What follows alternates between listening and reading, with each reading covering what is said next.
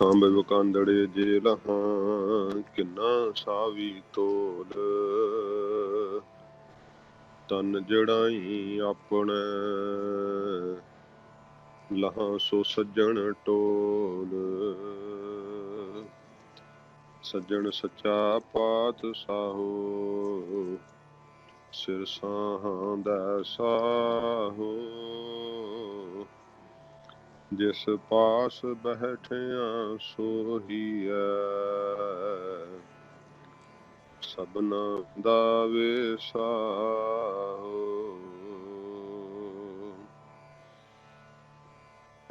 ਜਿਸ ਪਾਸ ਬੈਠਿਆ ਸੋਹੀਐ ਸਭਨਾ ਦਾ ਵੇਸਾਹੋ ਸੁਖਾਹੋ ਟਲ ਗੁਰ ਸੇਵੀਐ ਅਹਨਿਸ ਸਹਿਜ ਸੁਭਾਏ ਦਰਸ਼ਨ ਪਰਸੈ ਗੁਰੂ ਕੈ ਜਨਮ ਮਰਨ ਦੁਖ ਜਾਏ ਦਰਸ਼ਨ ਪਰਸੈ ਗੁਰੂ ਕੈ ਜਨਮ ਮਰਨ ਦੁਖ ਜਾਏ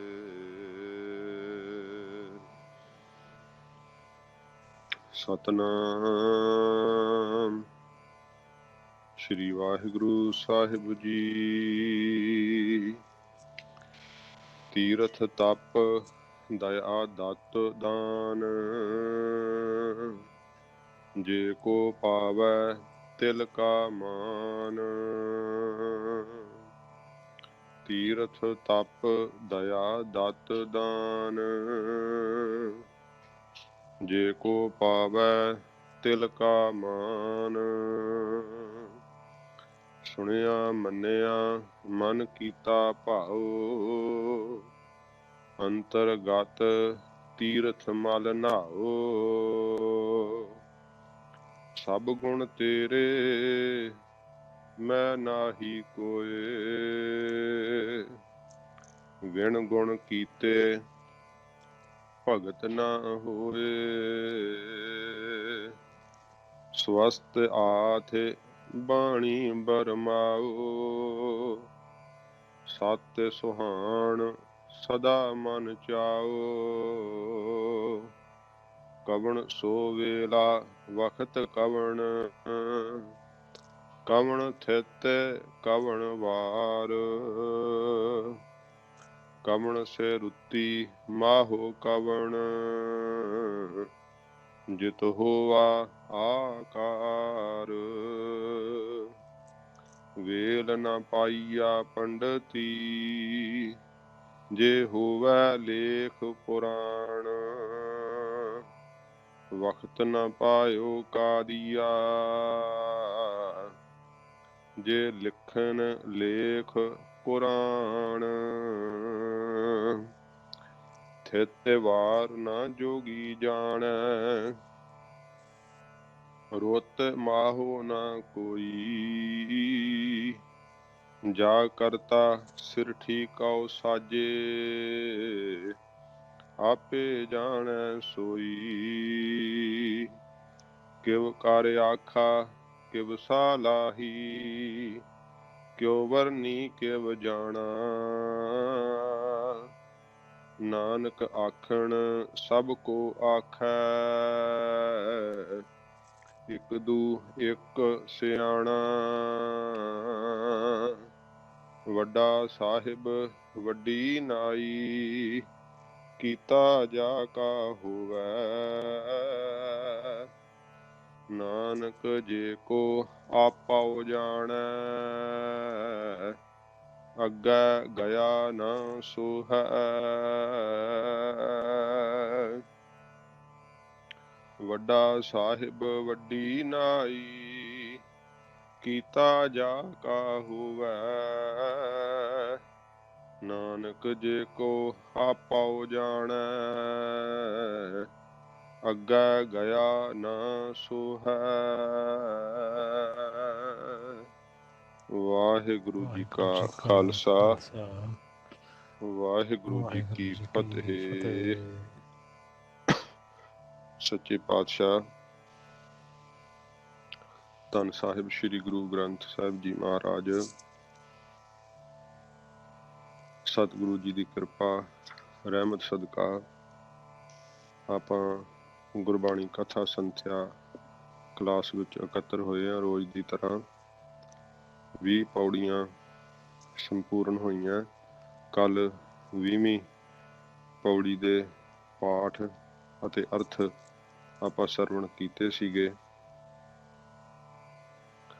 ਸੋ ਪਹਿਲਾਂ ਆਪਾਂ ਪਾਠਾਂ ਦਾ ਜਿਹੜਾ ਹੈ ਉਹ ਨਿਰਣਾ ਕਰ ਲਈਏ ਤੇ ਫਿਰ ਆਪਾਂ ਜਿਹੜੇ ਆ ਪੌੜੀ ਅੱਜ ਵੱਡੀ ਹੈ 21ਵੀਂ ਪੌੜੀ, ਤੇ ਸਤਿਗੁਰੂ ਜੀ ਨੂੰ ਜਿਵੇਂ ਭਾਇਆ ਤਾਂ ਆਪਾਂ ਅਰਥ ਜਿਹੜੇ ਆ ਫਿਰ ਬਾਅਦ ਚ ਵਿਚਾਰਦੇ ਆ। ਤੀਰਥ ਤਪ ਵਿਸ਼ਰਾਮ ਦਇਆ ਦਤ ਦਾਨ, ਜੇ ਕੋ ਪਾਵੈ ਤਿਲ ਕਾ ਮਾਨ। ਪਾਵੈ ਤੇ ਦੂਸਰੀ ਪੰਕਤੀ ਦਾ ਵਿਸ਼ਰਾਮ ਹੈ। ਤੇ ਦਲਾਵਾਂ ਦਾ ਖਿਆਲ ਰੱਖਣਾ, ਕਿਉਂਕਿ ਦਲਾਵਾਂ ਜਦੋਂ ਨਹੀਂ ਸੰਥਿਆ ਕੀਤੀ ਹੋਈ ਹੋਵੇ ਤੇ ਪਾਵੇ ਪੜ ਜਾਂਦੇ ਆ। ਜੇ ਕੋ ਪਾਵੇ, ਪਾਵੇ ਨਹੀਂ, ਜੇ ਕੋ ਪਾਵੈ। ਤਿਲ ਕਾ ਮਾਨ, ਤਿਲ ਵੱਖਰਾ ਕਾ ਵੱਖਰਾ ਪੜਨਾ। ਸੁਣਿਆ ਮੰਨਿਆ ਮਨ ਕੀਤਾ ਭਾਓ, ਭਾਓ ਨਹੀਂ ਪੜਨਾ, ਭਾਓ ਭੱਬੇ ਨੂੰ ਕੰਨਾ। ਅੰਤਰਗਤ ਤੀਰਥ ਮਲ ਨਹਾਓ, ਇੱਥੇ ਨਾਓ ਨਹੀਂ ਕਹਿਣਾ, ਨਾਓ ਨਾਮ ਦਾ ਅਰਥ ਹੋ ਜਾਂਦਾ। ਅੰਤਰਗਤ ਤੀਰਥ ਮਲ ਨਹਾਓ, ਨਹਾਉਣ ਦਾ ਅਰਥ ਹੈ ਨਹਾਓ। ਸਭ ਗੁਣ ਤੇਰੇ ਮੈਂ ਨਾਹੀ ਕੋਏ, ਵਿਣ ਗੁਣ ਕੀਤੇ ਵਿਸ਼ਰਾਮ ਭਗਤ ਨਾ ਹੋਏ। ਸਵਸਤ, ਸਵਸਥ ਨਹੀਂ ਕਹਿਣਾ, ਸਵਸਤ ਆਥ ਬਾਣੀ ਬਰਮਾਓ। ਸਤ ਸੁਹਾਣ ਸਦਾ ਮਨ ਚਾਓ, ਕਵਣ ਸੋ ਵੇਲਾ ਵਖਤ ਕਵਣ। ਸੁਵੇਲਾ ਪਾਠ ਸੁਵੇਲਾ ਇਕੱਠਾ ਨਹੀਂ ਕਹਿਣਾ, ਕਵਣ ਸੋ ਵੇਲਾ, ਉਹ ਵੇਲਾ ਭਾਵ ਕਵਣ ਸੋ ਵੇਲਾ ਵਖਤ ਕਵਣ। ਕਵਣ ਥਿਤ, ਥਿੱਥ ਨਹੀਂ ਕਹਿਣਾ, ਥਿੱਥ ਦੋ ਥੱਥੇ ਨਹੀਂ ਤੱਤਾ ਲਾਉਣਾ, ਥਿੱਤ। ਕਵਣ ਥਿੱਤ ਕਵਣ ਵਾਰ, ਕਵਣ ਸੇ ਰੁੱਤੀ ਮਾਹੋ ਕਵਣ। ਰੁੱਤੀ ਪਾਠ ਬੋਲਣਾ, ਰੁੱਤੀ। ਕਵਣ ਸੇ ਵੱਖਰਾ, ਕਵਣ ਸੇ ਰੁੱਤੀ ਮਾਹੋ ਕਵਣ। ਮਾਹੋ ਦਾ ਅਰਥ ਮਹੀਨਾ। ਕਵਣ ਵਿਸ਼ਰਾਮ ਕਵਣ ਤੇ। ਜਿਤ ਹੋਵਾ ਆਕਾਰ, ਆਕਾਰ ਨਹੀਂ ਕਹਿਣਾ ਕੱਲਾ, ਐੜੇ ਨੂੰ ਕੰਨਾ ਲਾ ਕੇ ਆਕਾਰ। ਵੇਲ ਨਾ ਪਾਈਆ ਪੰਡਤੀ, ਪੰਡਤੀ ਬਿੰਦੀ ਨਹੀਂ ਲਾਉਣੀ, ਵੇਲ ਨਾ ਪਾਈਆ ਪੰਡਤੀ। ਜੇ ਹੋਵੈ ਲੇਖ ਪੁਰਾਣ, ਵਖਤ ਨਾ ਪਾਇਓ ਕਾਦੀਆ। ਕਾਦੀਆਂ ਨਹੀਂ ਕਹਿਣਾ, ਬਿੰਦੀ ਨਹੀਂ ਲਾਉਣੀ, ਜਾਂ ਕਾਜੀਆਂ ਨਹੀਂ ਬੋਲਣਾ। ਆਪਣੇ ਵੱਲੋਂ ਹੈ ਤਾਂ ਅਰਥ ਕਾਜੀਆਂ ਦਾ ਹੀ, ਪਰ ਜੋ ਮਹਾਰਾਜ ਜੀ ਨੇ ਲਿਖਿਆ ਉਹ ਪੜ੍ਹਨਾ ਆਪਾਂ। ਵਖਤ ਨਾ ਪਾਇਓ ਕਾਦੀਆ, ਕਾਦੀਆ ਕਾਜੀਆਂ ਨਹੀਂ ਕਹਿਣਾ, ਜੱਜਾ ਆਪਣੇ ਕੋਲੋਂ ਨਹੀਂ ਲਾ ਲੈਣਾ, ਜਾਂ ਬਿੰਦੀ ਲਾ ਕੇ ਕਾਦੀਆਂ ਨਹੀਂ ਕਹਿਣਾ। ਜੇ ਲਿਖਣ ਲੇਖ ਕੁਰਾਨ, ਥਿਤ ਵਾਰ ਨਾ ਜੋਗੀ ਜਾਣੈ। ਇੱਥੇ ਫਿਰ ਥਿੱਥ ਨਹੀਂ ਕਹਿਣਾ, ਥਿੱਤ। ਜਾਣੇ ਨਹੀਂ ਜਾਣੈ, ਦਲਾਵਾਂ ਦਾ ਖਿਆਲ ਰੱਖਣਾ। ਰੁੱਤ ਮਾਹੋ ਨਾ ਕੋਈ, ਜਾ ਕਰਤਾ ਸਿਰਠੀ ਕਉ ਸਾਜੇ। ਇੱਥੇ ਆਪਣੇ ਕੋਲੋਂ ਹੀ ਪੜ੍ਹ ਦਿੰਦੇ, ਜਾ ਕਰਤਾ ਸ੍ਰਿਸ਼ਟੀ ਕਉ ਸਾਜੇ। ਸ੍ਰਿਸ਼ਟੀ ਮਹਾਰਾਜ ਨੇ ਲਿਖਿਆ ਨਹੀਂ, ਅਰਥ ਭਾਵੇਂ ਬਣਦਾ ਹੋਵੇ, ਪਰ ਜੋ ਲਿਖਿਆ ਉਹ ਪੜ੍ਹਨਾ ਹੁੰਦਾ, ਪਾਠ ਸੁੱਧ ਪੜ੍ਹਨਾ। ਜਾ ਕਰਤਾ ਸਿਰਠੀ ਕਉ ਸਾਜੇ, ਆਪੇ ਜਾਣੈ ਸੋਈ, ਜਾਣੈ ਦਲਾਵਾਂ। ਕਿਵ ਕਰ ਆਖਾ ਕਿਵ ਸਾ ਲਾਹੀ, ਇੱਥੇ ਫਿਰ ਸਲਾਹੀ ਨਹੀਂ, ਸਾ ਲਾਹੀ ਸੱਸੇ ਨੂੰ ਕੰਨਾ। ਕਿਉ ਵਰਨੀ ਕਿਵ ਜਾਣਾ, ਨਾਨਕ ਆਖਣ ਸਭ ਕੋ ਆਖੈ। ਇੱਕ ਦੂ ਇੱਕ ਸਿਆਣਾ, ਵੱਡਾ ਸਾਹਿਬ ਵੱਡੀ ਨਾਈ। ਇੱਥੇ ਨਾਈ ਨਹੀਂ ਕਹਿਣਾ, ਹੁਣ ਇਹ ਨਾਮ ਦਾ ਅਰਥ ਹੈ। ਵੱਡਾ ਸਾਹਿਬ ਵੱਡੀ ਨਾਈ, ਨਾਈ ਨਹੀਂ ਨਾਈ। ਕੀਤਾ ਜਾ ਕਾ ਹੋਵੈ, नानक जे को आपो, आपो नहीं आपो, पप्पे कनौड़ा पाओ। नानक जे को आपो जाने, अग्गै गया ना सो है। हाँ जी, ये पाठां दे उचारण वल खास ध्यान देना, दलावां दा उचारण।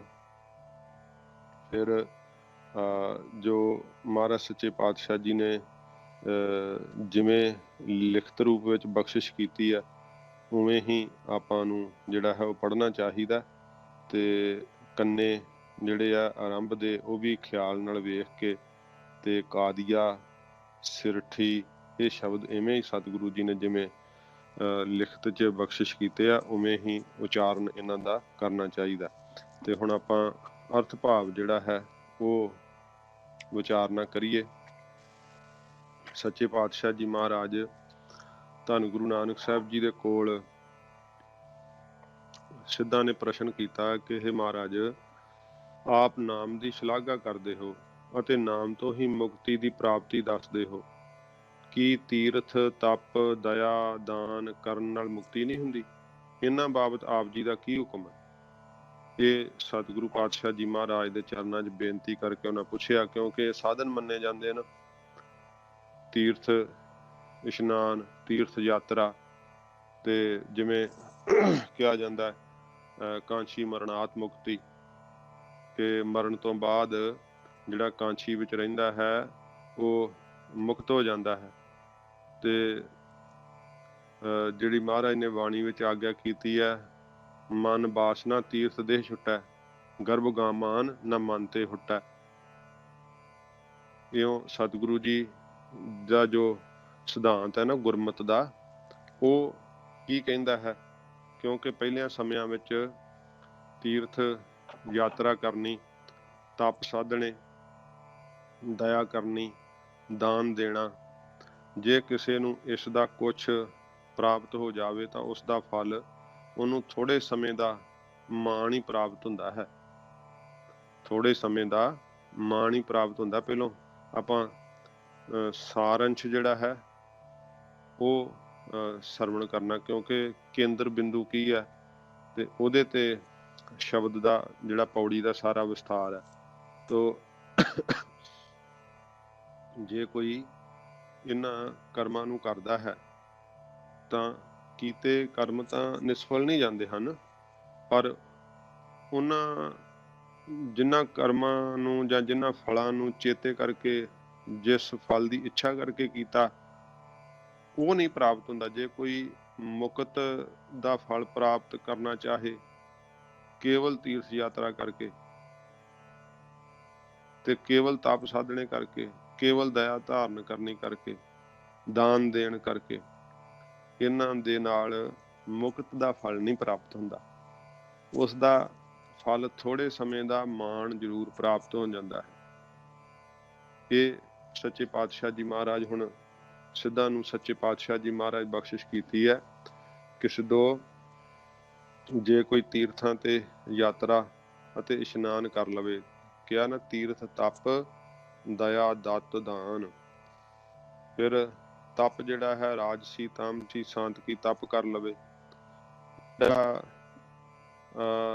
ਰਾਜਸੀ ਤਪ ਹੁੰਦਾ ਹੈ, ਪਦਾਰਥਾਂ ਦੀ ਫਲ ਦੀ ਇੱਛਾ ਕਰਕੇ ਤਪ ਕਰਨਾ, ਵਿਭੂਤੀ ਹੋਵੇ, ਮਾਇਆ ਹੋਵੇ, ਬਹੁਤ ਸਾਰਾ ਧਨ ਪਦਾਰਥ ਜਿਹੜੇ ਆ ਜ਼ਿਆਦੇ ਬਹੁਬਲਤਾ ਨਾਲ ਪ੍ਰਾਪਤ ਹੋਣ, ਤੇ ਉਹ ਰਾਜਸੀ ਤਪ ਹੈ। ਤਾਮਸੀ ਤਪ ਹੁੰਦਾ ਹੈ ਜਿਹੜਾ ਕਿਸੇ ਦੇ ਨੁਕਸਾਨ ਕਰਨ ਵਾਸਤੇ, ਕਿਸੇ ਦੀ ਜਿਹੜੀ ਹੈ ਉਹ ਹੱਤਿਆ ਕਰਨ ਲਈ ਜਾਂ ਕਿਸੇ ਨੂੰ ਮਾਰਨ ਲਈ, ਇਸ ਤਰ੍ਹਾਂ ਕਿਸੇ ਦਾ ਨੁਕਸਾਨ ਕਰਨ ਲਈ ਜਿਹੜਾ ਕੋਈ ਤਪ ਕਰਦਾ ਉਹਨੂੰ ਤਾਮਸੀ ਤਪ ਕਹਿੰਦੇ ਆ। ਤੇ ਜਿਹੜਾ ਇੰਦਰੀਆਂ ਦਾ ਦਮਨ ਕਰ ਲੈਂਦਾ ਹੈ, ਆਪਣੀ ਇੰਦਰੀਆਂ ਨੂੰ ਰੋਕਣਾ, ਉਹਨੂੰ ਸਾਂਤਕੀ ਤਪ ਕਹਿੰਦੇ ਆ। ਪਰ ਅੰਦਰ ਵਡਿਆਈ ਦੀ ਇੱਛਾ ਬਣੀ ਰਹਿੰਦੀ ਹੈ। ਇਹ 3 ਪ੍ਰਕਾਰ ਦਾ ਤਪ ਹੈ। ਤੇ ਦਇਆ ਜਿਹੜੀ ਉਹ ਜੈਨੀਆਂ ਵਾਲੀ ਦਇਆ ਕਰ ਲਵੇ, ਮੂੰਹ ਤੇ ਪੱਟੀਆਂ ਬੰਨ੍ਹ ਕੇ ਫਿਰੇ ਕਿ ਜੀਵ ਨਾ ਮਰ ਜਾਣ। ਤੇ ਦਤ ਦਾ ਅਰਥ ਦਮਨ ਵੀ ਹੈ। ਹਾਂਜੀ, ਤੇ ਦਮਨ ਕਰੇ ਬਾਹਰੋਂ ਬਗਲੇ ਵਾਂਗ ਇੰਦਰੀਆਂ ਦਾ, ਪਰ ਅੰਦਰੋਂ ਵਿਕਾਰਾਂ ਤੇ ਧਨ ਦੀ ਇੱਛਾ ਹੋਵੇ, ਦਾਨ ਕਿਸੇ ਕਾਮਨਾ ਨੂੰ ਪੂਰੀ ਕਰਨ ਵਾਸਤੇ ਕਰ ਲਵੇ, ਦਤ ਦੇਣਾ ਕਰੇ, ਦਤ ਦਾ ਅਰਥ ਦੇਣਾ ਕਰੇ ਵੀ। ਤੀਰਥ, ਤਪ, ਦਇਆ, ਦਤ, ਦਾਨ, ਹਾਂਜੀ ਇਹ ਸਮਝ ਲੈਣਾ। ਤੀਰਥ ਯਾਤਰਾ ਕਰੇ, ਤਪ ਤਪੱਸਿਆ ਕਰੇ, ਦਇਆ ਕਰੇ ਜਾਨੀਆਂ ਵਰਗੀ, ਤੇ ਫਿਰ ਦਾਨ ਦਾ ਦਤ ਦੇਣਾ ਕਰੇ, ਤੇ ਦਤ ਦਮਨ ਕਰਨਾ ਕਰੇ। ਫਿਰ ਸਤਿਗੁਰੂ ਜੀ ਨੇ ਕਿਹਾ, ਜੇ ਕੋ ਪਾਵੈ ਤਿਲ ਕਾ ਮਾਨ। ਜੇ ਕੋਈ ਇਹ ਸਾਰੇ ਸਾਧਨ ਕਰ ਲਵੇ ਤਾਂ ਉਹ ਫਲ ਜਿਹੜਾ ਹੈ ਨਾ, ਪਾਵੈ ਤਿਲ ਕਾ ਮਾਨ, ਤਿਲ ਕੁ ਜਿੰਨਾ ਮਾਣ ਸਤਿਕਾਰ ਹੀ ਪਾਉਂਦਾ, ਬਹੁਤਾ ਨਹੀਂ।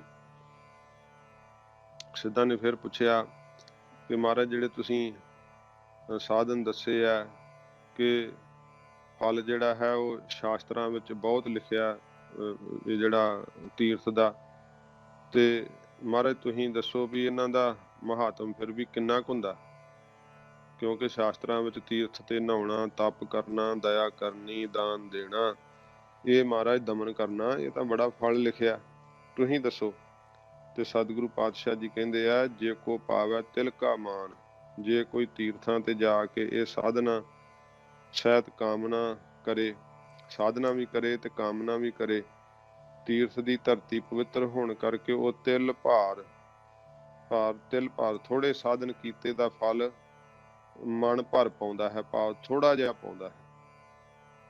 ਉਹਦਾ ਫਲ ਜਿਹੜਾ ਨਾ, ਕਿੰਨਾ ਚਿਰ ਤੀਰਥ ਯਾਤਰਾ ਤੁਰ ਕੇ ਕਰੇ ਜਾਂ ਤੀਰਥ ਜਾ ਕੇ ਤਪ ਕਰੇ, ਹਾਂਜੀ, ਤੇ ਉਹਨੂੰ ਮਾਣ ਜਿਹੜਾ ਨਾ, ਭਾਵ ਉਹਦਾ ਫਲ ਉਹ ਤਿਲ ਜਿੰਨਾ, ਥੋੜਾ ਜਿੰਨਾ ਹੀ ਜਿਹੜਾ ਹੈ ਨਾ ਪ੍ਰਾਪਤ ਹੁੰਦਾ ਹੈ।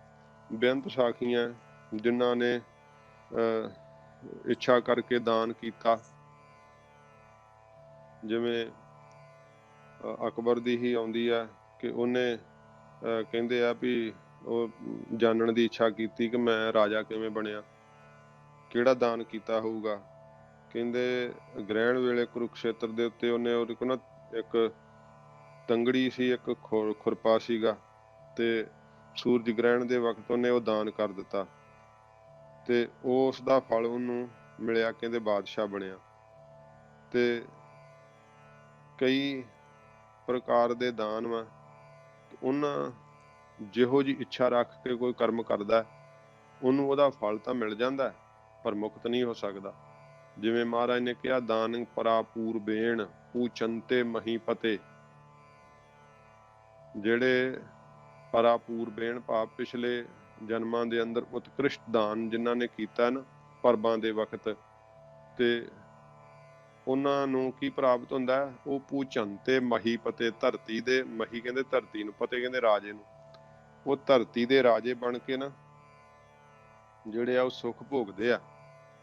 ਪਰ ਮਹਾਰਾਜ ਸੱਚੇ ਪਾਤਸ਼ਾਹ ਜੀ ਨੇ ਕਿਹਾ, ਫਿਰ ਜਦੋਂ ਰਾਜੇ ਬਣ ਜਾਂਦੇ ਆ ਤੇ ਫਿਰ ਕੀ ਹੁੰਦਾ? ਉਹ ਰਾਜ ਜਦੋਂ ਉਹਨਾਂ ਨੂੰ ਪ੍ਰਾਪਤ ਹੁੰਦਾ ਤੇ ਰਾਜ ਦੇ ਕਰਕੇ ਫਿਰ ਪਾਪ ਕਰਦੇ ਆ। ਜਦੋਂ ਪਾਪ ਕਰਦੇ ਆ ਤੇ ਫਿਰ ਜਾ ਕੇ ਨਰਕਾਂ 'ਚ ਡਿੱਗ ਜਾਂਦੇ ਆ। ਫਿਰ ਉਹਦਾ ਫਲ ਕੀ ਮਿਲਿਆ? ਮੁਕਤ ਤਾਂ ਨਾ ਮਿਲੀ। ਇਸ ਕਰਕੇ ਮਹਾਰਾਜ ਸੱਚੇ ਪਾਤਸ਼ਾਹ ਜੀ ਨੇ ਕਿਹਾ, ਚਿਰੰਕਾਲ ਦੁੱਖ ਭੋਗਤੇ। ਉੱਥੇ ਚਿਰਕਾਲ ਸਮਾਂ ਫਿਰ ਨਰਕਾਂ 'ਚ ਉਹ ਦੁੱਖ ਭੋਗਦੇ ਆ, ਕੋਈ ਉਹਦਾ ਫਲ ਨਹੀਂ ਪ੍ਰਾਪਤ ਹੁੰਦਾ। ਮੁੜ ਕੇ ਫਿਰ ਜੀਵ ਜਿਹੜਾ ਹੈ ਉਸੇ ਹੀ ਆ ਕਰਕੇ ਜਗ੍ਹਾ ਤੇ ਡਿੱਗਦਾ ਹੈ। ਇਸ ਕਰਕੇ ਮਹਾਰਾਜ ਜੀ ਨੇ ਕਿਹਾ, ਤੀਰਥਾਂ ਦਾ, ਉੱਥੇ ਜਾ ਕੇ ਤਪ ਕਰਨ ਦਾ, ਜਿੱਦਾਂ ਜੀਆਂ ਤੇ ਦਇਆ ਕਰਦੇ ਆ, ਜਾਨੀ ਮੂੰਹ ਤੇ ਕੱਪੜਾ ਆਦਿਕ ਬੰਨ੍ਹਦੇ ਆ, ਦਤ ਦਮਨ ਕਰਨਾ, ਦਤ ਦੇਣਾ, ਜਿਹੜਾ ਦਾਨ। ਸੱਚੇ ਪਾਤਸ਼ਾਹ ਕਹਿੰਦੇ, ਜੇ ਕੋ ਪਾਵੈ ਤਿਲ ਕਾ ਮਾਨ। ਜੇ ਕੋਈ ਤਿਲ ਜਿੰਨਾ, ਥੋੜਾ ਜਿੰਨਾ ਹੀ ਇਹਨਾਂ ਦਾ ਮਾਣ ਪ੍ਰਾਪਤ ਕਰਦਾ ਹੈ, ਸੁੱਖ ਪ੍ਰਾਪਤ ਕਰਦਾ ਹੈ, ਉਹਦੇ ਨਾਲ ਮੁਕਤ ਨਹੀਂ ਮਿਲਦੀ। ਤੇ ਫਿਰ ਸਿੱਧਾ ਨੇ ਕਿਹਾ, ਮਹਾਰਾਜ ਇਹਨਾਂ ਸਾਰੇ ਸਾਧਨਾਂ ਤੋਂ ਚੰਗਾ ਪਰਮੇਸ਼ਰ ਦੀ ਪ੍ਰਾਪਤੀ ਦਾ ਮੁੱਖ ਸਾਧਨ ਤੁਸੀਂ ਦੱਸੋ। ਫਿਰ ਸਾਧਨ ਕੀ ਆ? ਮੁਕਤ ਕਿਵੇਂ ਹੋਇਆ ਜਾਵੇ? ਵਾਹਿਗੁਰੂ ਨੂੰ ਕਿਵੇਂ ਪ੍ਰਾਪਤ ਕੀਤਾ ਜਾਵੇ? ਤਾਂ ਸੱਚੇ ਪਾਤਸ਼ਾਹ ਜੀ ਮਹਾਰਾਜ ਕਿਹਾ, ਸੁਣਿਆ ਮੰਨਿਆ ਮਨ ਕੀਤਾ ਭਾਉ। ਇਹ ਸਿੱਧੋ, ਜਿਨ੍ਹਾਂ ਨੇ ਸਤਿਗੁਰਾਂ ਤੋਂ ਨਾਮ ਦਾ ਉਪਦੇਸ਼ ਸ਼ਰਧਾ ਨਾਲ ਸੁਣ ਕੇ, ਮੰਨਣ ਕਰਕੇ ਨਿਧਿਆਸਣ ਕੀਤਾ ਹੈ, ਭਾਵ ਕਮਾਈ ਕੀਤੀ ਹੈ, ਉਹਨਾਂ ਨੂੰ ਪਰਮੇਸ਼ਰ ਦਾ ਭਾਵ ਗਿਆਨ ਦਾ ਪ੍ਰਕਾਸ਼ ਹੋ ਜਾਂਦਾ ਹੈ, ਗਿਆਨ ਦੀ ਦਾਤ ਪ੍ਰਾਪਤ ਹੁੰਦੀ ਹੈ। ਪਰਮੇਸ਼ਰ ਨੇ ਉਹਨਾਂ ਨੂੰ ਆਪ ਦਾ ਪ੍ਰੇਮ ਬਖਸ਼ ਦਿੱਤਾ ਹੈ। ਮਹਾਰਾਜ ਨੇ ਕਿਹਾ, ਜਿਨ ਪ੍ਰੇਮ ਕੀਓ ਤਿਨ ਹੀ ਪ੍ਰਭ ਪਾਇਓ। ਸਤਿਗੁਰੂ ਜੀ ਕਹਿੰਦੇ ਕਿੰਨੇ ਸਾਧਨ ਕੋਈ ਕਰ ਲਵੇ, ਜੇ ਕੋਈ ਪ੍ਰੇਮ ਨਹੀਂ ਪੈਦਾ ਕਰ ਸਕਿਆ ਨਾ, ਪ੍ਰੇਮ ਬਿਨਾ ਪ੍ਰਭ ਪਾਨ ਨਾ ਆਏ। ਪ੍ਰੇਮ ਤੋਂ ਬਿਨਾ ਵਾਹਿਗੁਰੂ ਜੀ ਹੱਥ ਨਹੀਂ ਆ ਸਕਦੇ। ਜਿਨ੍ਹਾਂ ਨੇ ਵਾਹਿਗੁਰੂ ਦੇ ਨਾਮ ਨੂੰ ਸੁਣਿਆ ਹੈ ਤੇ ਸੁਣ ਕਰਕੇ ਮੰਨਿਆ ਹੈ, ਨਾਮ ਦਾ ਮੰਨਣ ਕਰ ਲਿਆ ਹੈ। ਜਿੱਦਾਂ ਮਹਾਰਾਜ ਨੇ ਸੁਣਨ ਦੀ ਮਹਿਮਾ 4 ਪੌੜੀਆਂ 'ਚ ਕਹੀ ਸੀ, ਫਿਰ ਮੰਨਣ ਦੀ 4 ਪੌੜੀਆਂ 'ਚ ਕਹੀ ਸੀ। ਤੇ ਮੰਨ ਕੇ ਕੀ ਕੀਤਾ? ਮਨ ਕੀਤਾ ਭਾਓ, ਕਮਾਈ ਕੀਤੀ ਕਿ ਮਨ ਦੇ ਵਿੱਚ ਪਿਆਰ ਪ੍ਰਗਟ ਹੋ ਗਿਆ। ਮਨ ਦੇ ਅੰਦਰ ਪਿਆਰ ਦਾ ਸੋਮਾ ਉਛਲ ਆਇਆ, ਤੇ ਜਦੋਂ ਪਿਆਰ ਦੀ ਬਖਸ਼ਿਸ਼ ਪ੍ਰਾਪਤ ਹੁੰਦੀ ਹੈ ਤੇ ਮਹਾਰਾਜ ਸੱਚੇ ਪਾਤਸ਼ਾਹ ਜੀ ਨੇ ਫਿਰ ਕਿਹਾ, ਅੰਤਰਗਤ ਤੀਰਥ ਮਲ ਨਹਾਓ। ਉਹਨਾਂ ਨੂੰ ਆਤਮਾ ਰੂਪੀ ਤੀਰਥ ਅੰਦਰੋਂ ਹੀ ਗਤ ਪ੍ਰਾਪਤ ਹੋ ਜਾਂਦਾ, ਤੇ ਉਹ ਫਿਰ ਮਲ ਮਲ ਕੇ ਨਹਾਉਂਦੇ ਆ ਅੰਦਰ। ਤੀਰਥਾਂ ਵਿੱਚ ਤਾਂ ਮਲ ਮਲ ਕੇ ਉਹ ਕਹਿੰਦੇ ਨਹੀਂ ਨਹਾਈਦਾ। ਸਤਿਗੁਰੂ ਪਾਤਸ਼ਾਹ ਜੀ ਮਹਾਰਾਜ ਕਹਿੰਦੇ ਆ, ਉਹ ਗੁਰਮੁਖ ਜੀਵ ਈਸ਼ ਦਾ ਜੋ ਅੰਤਰ ਭੇਦ ਹੈ, ਤੇ ਇਸ ਨੂੰ ਗਤ ਨਾਸ਼ ਕਰਕੇ ਮੇਟ ਕੇ ਤੀਰਥ ਸ਼ੁੱਧ ਪਵਿੱਤਰ ਹੋ ਗਏ ਹਨ। ਇਸ ਕਰਕੇ ਅਵਿਦਿਆ ਰੂਪੀ ਜਿਹੜੀ ਮੈਲ ਹੈ ਨਾ, ਉਹ ਨਹੀਂ ਰਹਿੰਦੀ ਉਹਨਾਂ ਦੇ ਅੰਦਰ। ਰਾਗ ਦੁਆਖ ਦੀ ਮੈਲ ਨਹੀਂ ਰਹਿੰਦੀ ਉਹਨਾਂ ਦੇ ਅੰਦਰ। ਉਹ ਮੈਲ ਤੋਂ ਰਹਿਤ ਹੋ ਕੇ ਉਹਨਾਂ ਵਿੱਚ ਜਿਹੜੀ ਇਹੋ ਜਿਹੀ ਸਮਰੱਥਾ ਹੋ ਜਾਂਦੀ ਹੈ ਕਿ ਉਹ ਤੀਰਥ ਨੂੰ ਪਵਿੱਤਰ ਕਰ ਦਿੰਦੇ ਆ। ਉਹ ਅੰਦਰੋਂ ਪਰਮੇਸ਼ਰ ਨੂੰ ਗਤ ਪ੍ਰਾਪਤ ਕਰ ਲੈਂਦੇ ਆ। ਉਹ ਦੁਨੀਆ ਦੀ ਜਿਹੜੀ ਇਸ ਪ੍ਰਕਾਰ ਮੈਲ ਹੈ ਸਾਰੀ ਉਹਨੂੰ ਗਵਾ ਦਿੰਦੇ ਆ। ਦੁਨੀਆ ਦੇ ਜਿਹੜੇ ਮੱਲ ਪਹਿਲਵਾਨਾਂ ਦੀ ਨਿਆਈ ਕਾਮ ਕ੍ਰੋਧ ਵਾ, ਉਹਨਾਂ ਨੂੰ ਉਹ ਜਿੱਤ ਲੈਂਦੇ ਆ। ਜਿਵੇਂ ਕਿਹਾ, ਹਉ ਗੁਸਾਈ ਦਾ ਪਹਿਲਵਾਨੜਾ, ਮੈਂ ਗੁਰਮਿਲ ਉੱਚ ਦਮਾਲੜਾ। ਇਉਂ ਸੱਚੇ ਪਾਤਸ਼ਾਹ ਜੀ ਮਹਾਰਾਜ ਕਹਿੰਦੇ ਆ, ਜਿਨ੍ਹਾਂ ਨੇ ਅੰਦਰਲੇ ਤੀਰਥ ਤੇ ਇਸ਼ਨਾਨ ਕੀਤਾ ਹੈ। ਜਦੋਂ ਅੰਦਰਲਾ ਤੀਰਥ ਜਿਹੜਾ ਨਾ, ਉਹ ਨਾਮ ਦਾ ਤੀਰਥ ਤੇ ਆਤਮਾ ਉਹਦੇ ਵਿੱਚ ਇਸ਼ਨਾਨ ਕਰਦੀ ਹੈ। ਤੇ ਇਸ਼ਨਾਨ ਕਰਨਾ ਕਿਵੇਂ ਆ? ਇਹ ਮਹਾਰਾਜ ਉਤਲੀ ਪੰਕਤੀ ਦੱਸਿਆ, ਸੁਣਿਆ ਮੰਨਿਆ ਮਨ ਕੀਤਾ ਭਾਓ। ਸੁਣ ਕੇ ਮੰਨਣ ਕੀਤਾ ਤੇ ਫਿਰ ਮਨ ਵਿੱਚ ਪਿਆਰ ਕੀਤਾ। ਇਹ ਅੰਦਰਲੇ ਤੀਰਥ ਤੇ ਗਤ ਪ੍ਰਾਪਤ ਹੋ ਜਾਈਦਾ। ਫਿਰ ਜਦੋਂ ਅੰਦਰਲਾ ਤੀਰਥ ਪ੍ਰਾਪਤ ਹੋ ਜਾਵੇ ਤੇ ਮਹਾਰਾਜ ਕਹਿੰਦੇ ਫਿਰ ਉੱਥੇ ਮਲ ਮਲ ਕੇ ਨਹਾਉਣਾ ਕੀ ਹੈ? ਗੁਰੂ ਸਾਹਿਬ ਜੀ ਦੇ ਪਿਆਰ ਵਿੱਚ ਇੱਕ ਮਿੱਕ ਹੋ ਜਾਣਾ। ਜਿਵੇਂ ਕਿਹਾ, ਗੁਰੂ ਸਮੁੰਦ ਨਦੀ ਸਭ ਸਿੱਖੀ, ਨਹਾਤੈ ਜਿਤ ਵਡਿਆਈ। ਗੁਰੂ ਸਾਹਿਬ ਮਹਾਰਾਜ ਸਮੁੰਦਰ ਦੀ ਨਿਆਈ ਹੈ, ਤੇ ਸਿੱਖ ਜਿਹੜੇ ਹਨ ਸਾਰੇ, ਸਿੱਖੀ ਸਾਰੀ ਜਿਹੜੀ ਹੈ ਨਦੀਆਂ ਦੀ ਨਿਆਈ ਹੈ, ਤੇ ਨਦੀਆਂ ਸਮੁੰਦਰ 'ਚ ਆ ਕੇ ਭੇਦ ਹੋ ਜਾਂਦੀਆਂ। ਇਵੇਂ ਸਾਰੇ ਕਮਾਈ ਕਰਨ ਵਾਲੇ, ਸਾਧਨਾ ਕਰਨ ਵਾਲੇ ਨਿਰੰਕਾਰ ਰੂਪੀ ਸਮੁੰਦਰ ਵਿੱਚ ਜਾ ਕਰਕੇ ਸਮਾ ਜਾਂਦੇ। ਇਹ ਅੰਦਰਲੇ ਤੀਰਥ ਦਾ ਇਸ਼ਨਾਨ ਹੈ। ਜਿਵੇਂ ਮਹਾਰਾਜ ਸੱਚੇ ਪਾਤਸ਼ਾਹ ਜੀ ਨੇ ਆਰੰਭ 'ਚ ਕਿਹਾ ਸੀ ਨਾ, ਤੀਰਥ ਨਹਾਵਾ ਜੇ ਤਿਸ ਭਾਵਾ, ਬਿਨ ਭਾਣੇ ਕੇ ਨਹਾਏ ਕਰੀ। ਇਉਂ ਸੱਚੇ ਪਾਤਸ਼ਾਹ ਜੀ ਮਹਾਰਾਜ ਕਹਿੰਦੇ ਆ, ਅੰਦਰਲੇ ਤੀਰਥ ਤੇ ਸਿੱਧੋ ਇਸ਼ਨਾਨ ਕਰਨਾ ਚਾਹੀਦਾ। ਬਾਹਰੀ ਕੀਤੇ ਸਾਰੇ ਸਾਧਨ ਨਿਸਫਲ ਚਲੇ ਜਾਂਦੇ ਆ ਜੇ ਮਨ ਵਿੱਚ ਪ੍ਰੀਤ ਨਹੀਂ ਲੱਗੀ ਤਾਂ। ਵਾਹਿਗੁਰੂ ਨਾਮ ਨਾਲ ਸਭ ਤੋਂ ਵੱਡਾ ਜ਼ਿੰਦਗੀ ਦਾ ਮਨੋਰਥ ਹੈ ਕਿ ਪਰਮੇਸ਼ਰ ਦੇ ਨਾਮ ਨਾਲ ਪ੍ਰੀਤ ਪਵੇ। ਇਹ ਸਤਿਗੁਰੂ ਜੀ ਸਾਨੂੰ ਸਿੱਖਿਆ ਦਿੰਦੇ ਆ। ਗਰੀਬ ਨਵਾਜ ਸੱਚੇ ਪਾਤਸ਼ਾਹ ਮਹਾਰਾਜ ਸਿੱਧਾਂ ਨੂੰ ਬਾਹਰਲੀ ਸਾਧਨਾ ਤੋਂ ਸੱਚੇ ਪਾਤਸ਼ਾਹ ਜੀ ਮਹਾਰਾਜ ਮੁਕਤੀ ਦਿਵਾਉਣ ਲਈ ਇਹ ਮਹਾਰਾਜ ਨੇ ਅਤ ਕਲਿਆਣਕਾਰੀ ਸਤਿਗੁਰਾਂ ਜੀ ਨੇ ਬਾਣੀ ਉਚਾਰਨ ਕੀਤੀ ਹੈ ਕਿ ਜਿਹਦੇ ਨਾਲ ਜੀਵ ਬੰਧਨਾਂ ਤੋਂ ਛੁੱਟ ਕੇ ਪਰਮੇਸ਼ਰ ਨੂੰ ਪ੍ਰਾਪਤ ਹੋ ਜਾਣ। ਸੱਚੇ ਪਾਤਸ਼ਾਹ ਜੀ ਮਹਾਰਾਜ ਕਹਿੰਦੇ, ਅੰਦਰ ਜਦੋਂ ਪ੍ਰੀਤ ਦੀ ਦਾਤ ਪ੍ਰਾਪਤ ਹੁੰਦੀ ਹੈ, ਇਹ ਅੰਦਰਲੇ ਤੀਰਥ ਤੇ ਫਿਰ ਜੀਵ ਜਿਹੜੇ ਇਸ਼ਨਾਨ ਕਰਦੇ ਆ, ਤੇ ਉਹ ਮਲ ਕੇ ਨਹਾਉਣਾ ਕੀ ਹੈ? ਆਪਦੀ ਸੁਰਤ ਟਿਕਾਉਣੀ ਸ਼ਬਦ ਦੇ ਅੰਦਰ। ਤੇ ਜਦੋਂ ਸੁਰਤ ਜਿਹੜੀ ਉਹ ਸ਼ਬਦ ਵਿੱਚ ਟਿਕ ਜਾਵੇ ਤਾਂ ਫਿਰ ਇਹ ਇਸ਼ਨਾਨ ਜਿਹੜਾ ਨਾ ਐਸਾ ਸੁੱਧ ਕਰ ਦਿੰਦਾ ਕਿ ਜਨਮਾਂ ਜਨਮਾਂਤਰਾਂ ਦੀ ਮੈਲ ਲੱਥ ਜਾਂਦੀ ਹੈ। ਇੰਨਾ ਪਵਿੱਤਰ ਹੋ ਜਾਂਦਾ ਹੈ ਕਿ ਕੋਈ ਵੀ ਕਿਸੇ ਪ੍ਰਕਾਰ ਵਕਾਰਾਂ ਦੀ, ਸੰਕਲਪਾਂ ਦੀ ਇਹ ਮੈਲ ਰਹਿ ਨਹੀਂ ਜਾਂਦੀ। ਸੱਚੇ ਪਾਤਸ਼ਾਹ ਕਹਿੰਦੇ ਭਾਈ ਉਹ ਗੁਰਮੁਖ ਅੰਦਰਲੇ ਤੀਰਥ ਤੇ ਇਸ਼ਨਾਨ ਕਰਦੇ ਆ ਤੇ ਇਉਂ ਸਿੱਧੋ ਅੰਦਰਲੇ ਤੀਰਥ ਤੇ ਪ੍ਰਾਪਤ ਹੋ ਕੇ ਉੱਥੇ ਮਲ ਮਲ ਕੇ ਜਿਹੜਾ ਹੈ ਉਹ ਨਹਾਉਣਾ ਚਾਹੀਦਾ, ਭਾਵ ਸੁਰਤ ਜਿਹੜੀ ਹੈ ਸ਼ਬਦ ਵਿੱਚ ਟਿਕਾਉਣੀ ਚਾਹੀਦੀ ਹੈ। ਫਿਰ ਕਹਿੰਦੇ ਆ ਮਹਾਰਾਜ ਜਿਹੜੇ ਬਾਹਰਲੇ ਤੀਰਥ ਹੈ ਇਸ਼ਨਾਨ ਕਰਨ ਵਾਲਿਆਂ ਨੂੰ ਤਾਂ ਹੰਕਾਰ ਵੀ ਹੋ ਜਾਂਦਾ ਸਾਨੂੰ ਕਈ ਵਾਰੀ ਵੀ ਅਸੀਂ ਇੰਨੇ ਤੀਰਥਾਂ ਦੇ ਨਹਾਤੇ ਆ, ਤੇ ਇਸ ਤਰ੍ਹਾਂ ਆਤਮਾ ਰੂਪੀ ਤੀਰਥ ਤੇ ਇਸ਼ਨਾਨ ਕਰਨ ਵਾਲਿਆਂ ਨੂੰ ਵੀ ਹੰਕਾਰ ਹੋ ਜਾਂਦਾ ਹੋਵੇਗਾ। ਤਾਂ ਹਜ਼ੂਰ ਨੇ ਕਿਹਾ, ਮਹਾਰਾਜ ਸੱਚੇ ਪਾਤਸ਼ਾਹ ਕਹਿੰਦੇ ਇਸ ਤਰ੍ਹਾਂ ਉਹਨਾਂ ਨੂੰ ਹੰਕਾਰ ਨਹੀਂ ਹੁੰਦਾ, ਉਹ ਤਾਂ ਇਉਂ ਕਹਿੰਦੇ ਆ ਸਭ ਗੁਣ ਤੇਰੇ ਮੈਂ ਨਾਹੀਂ ਕੋਏ। ਜਦੋਂ ਗੁਣਾਂ ਦੀ ਦਾਤ ਪ੍ਰਾਪਤ ਹੁੰਦੀ ਹੈ ਨਾ ਅੰਦਰਲੇ ਤੀਰਥ ਤੇ ਇਸ਼ਨਾਨ ਕਰਕੇ, ਹੁਣ ਬਾਹਰੋਂ ਕੋਈ ਤੀਰਥਾਂ ਤੇ ਨਹਾਤਾ ਨਾ ਤਾਂ ਉਹਨੂੰ ਬੜਾ ਮਾਣ ਹੁੰਦਾ ਹੈ ਵੀ ਮੈਂ ਇੰਨਿਆਂ ਤੀਰਥਾਂ ਤੇ ਇਸ਼ਨਾਨ ਕੀਤਾ, ਮੈਂ ਇੰਨੀ ਵਾਰੀ ਇਸ਼ਨਾਨ ਕੀਤਾ। ਜਿਵੇਂ ਆਪਣੇ 'ਚ ਵੀ ਕਈ ਵਾਰੀ ਉਹ ਕਹਿੰਦੇ ਤੂੰ ਕਿੰਨੀ ਵਾਰੀ ਯਾਤਰਾ ਕੀਤੀ ਹੈ, ਫਲਾਣੇ ਥਾਂ ਕਿੰਨੀ ਵਾਰੀ ਯਾਤਰਾ ਕੀਤੀ ਹੈ। ਯਾਤਰਾ ਕਰਨੀ ਚਾਹੀਦੀ ਹੈ। ਮੈਂ ਉਦਣ ਵੀ ਇਸ ਟੌਪਿਕ ਤੇ ਬੇਨਤੀ ਕੀਤੀ ਸੀ, ਪਰ ਅੱਜ ਵਿਸਥਾਰ ਨਹੀਂ ਇੱਧਰ ਨੂੰ ਕਰੂੰਗਾ ਕਿਉਂਕਿ ਫਿਰ ਆਪਾਂ ਪੌੜੀ ਸੰਪੂਰਨ ਕਰਨੀ ਹੈ।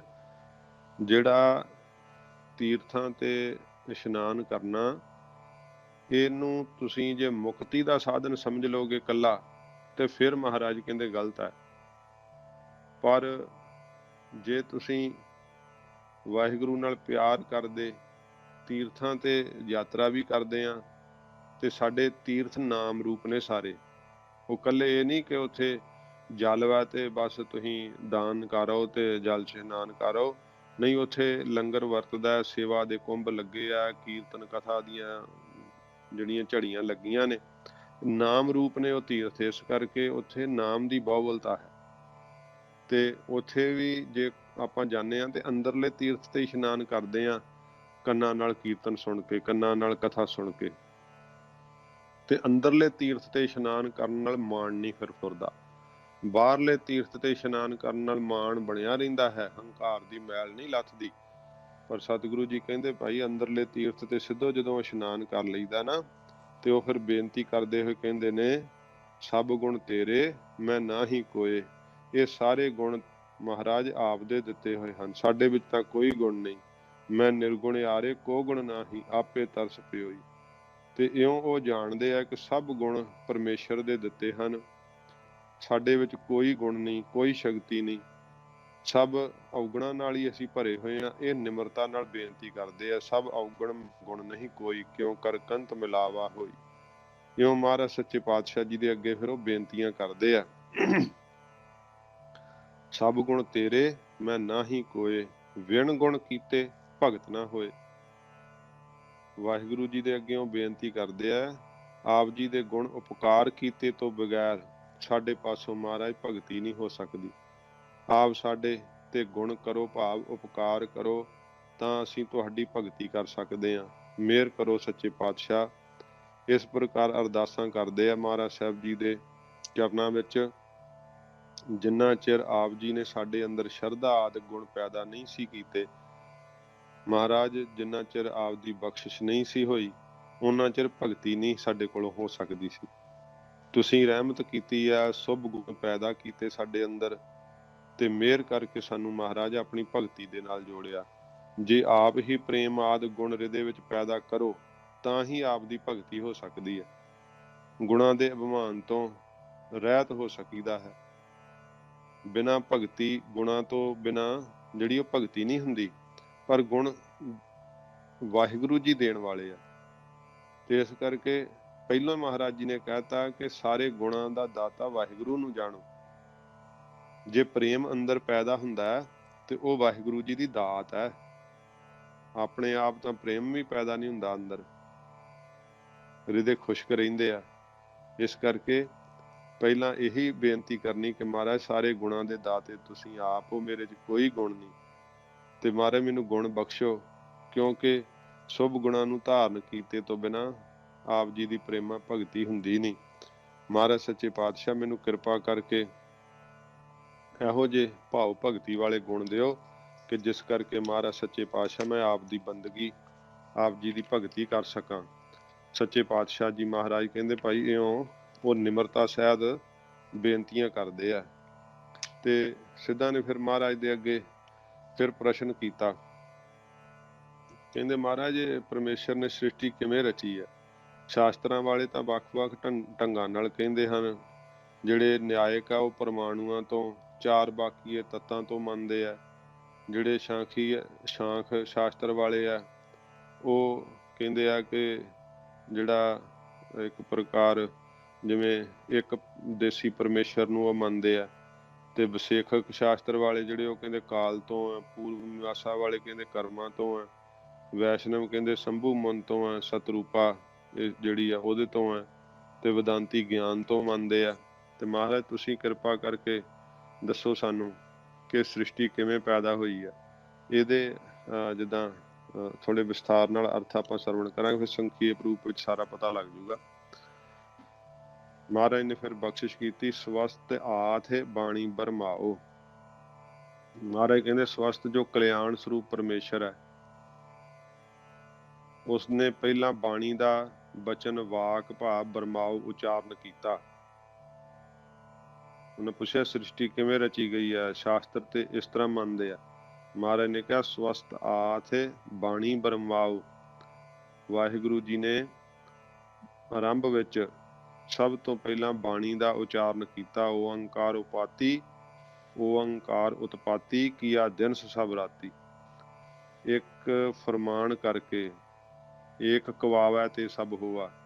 ਸਾਰੇ ਬ੍ਰਹਮੰਡ ਆਦਿਕ ਜਿਹੜੇ ਆ, ਸਭ ਦੇਵੀ ਦੇਵਤੇ, ਸਭ ਜੀਵ, ਸਭ ਦੈਂਤ ਵਾਹਿਗੁਰੂ ਜੀ ਨੇ ਇੱਕ ਸ਼ਬਦ ਕਹਿਣ ਤੋਂ ਸੱਚੇ ਪਾਤਸ਼ਾਹ ਜੀ ਮਹਾਰਾਜ ਕਹਿੰਦੇ ਉਚਾਰਨ ਕੀਤੇ ਆ। ਤੇ ਇਹ ਸਾਰੇ ਕਲਿਆਣ ਸਰੂਪ ਪਰਮੇਸ਼ਰ ਨੇ ਆਪਣੀ ਆਥ ਮਾਇਆ ਤੋਂ ਮਹਾਰਾਜ ਕਹਿੰਦੇ ਪ੍ਰਤੀਬਿੰਬ ਪਾ ਕਰਕੇ ਰਜੋ ਸਤੋ ਤਮੋ ਗੁਣ ਤ੍ਰਿਗੁਣ ਦੀ ਜਿਹੜੀ ਇਸ ਪ੍ਰਕਾਰ ਰੂਪ ਸਾਰੀ ਸ੍ਰਿਸ਼ਟੀ ਹੈ, ਇਹ ਮਹਾਰਾਜ ਕਹਿੰਦੇ ਬਾਣੀ ਤੋਂ ਬਰਮਾਓ ਉਚਾਰਨ ਕਰਕੇ ਵਾਹਿਗੁਰੂ ਜੀ ਨੇ ਜਿਹੜਾ ਹੈ ਇਹ ਸ੍ਰਿਸ਼ਟੀ ਨੂੰ ਉਤਪੰਨ ਕੀਤਾ ਹੈ।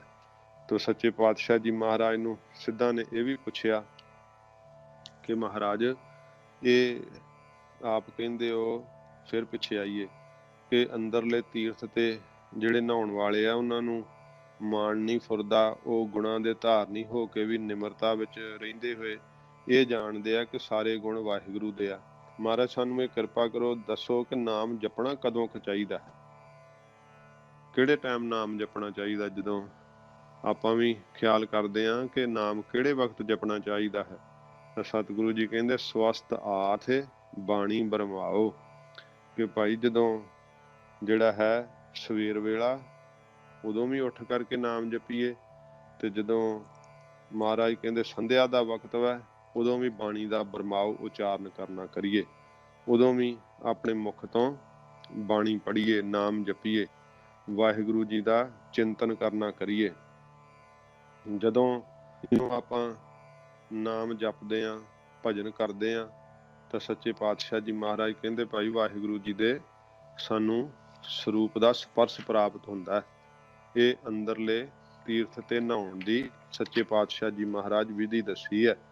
ਤੋ ਗਰੀਬ ਨਿਵਾਸ ਸੱਚੇ ਪਾਤਸ਼ਾਹ ਜੀ ਮਹਾਰਾਜ ਕਹਿੰਦੇ ਆ ਕਿ ਇਸ ਤਰ੍ਹਾਂ ਸਵੇਰ ਵੇਲੇ ਤੇ ਸ਼ਾਮ ਵੇਲੇ ਬਾਣੀ ਦਾ ਬਰਮਾਓ ਜਿਹੜਾ ਨਾ ਉਚਾਰਨ ਕਰਨਾ।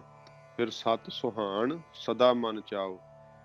ਜੋ ਸਤ ਸਰੂਪ ਸ਼ੋਭਨੀਕ ਚੇਤਨ ਸਰੂਪ ਪਰਮੇਸ਼ਰ ਹੈ ਨਾ, ਸਦਾ ਹੀ ਮਨ ਨੂੰ ਚਾਓ, ਸਦਾ ਆਨੰਦ ਸਰੂਪ ਹੈ, ਮਨ ਨੂੰ ਉਤਸ਼ਾਹਿਤ ਕਰਨ ਵਾਲਾ, ਮਨ ਦੇ ਅੰਦਰ ਉਤਸ਼ਾਹ ਭਰਨ ਵਾਲਾ ਹੈ।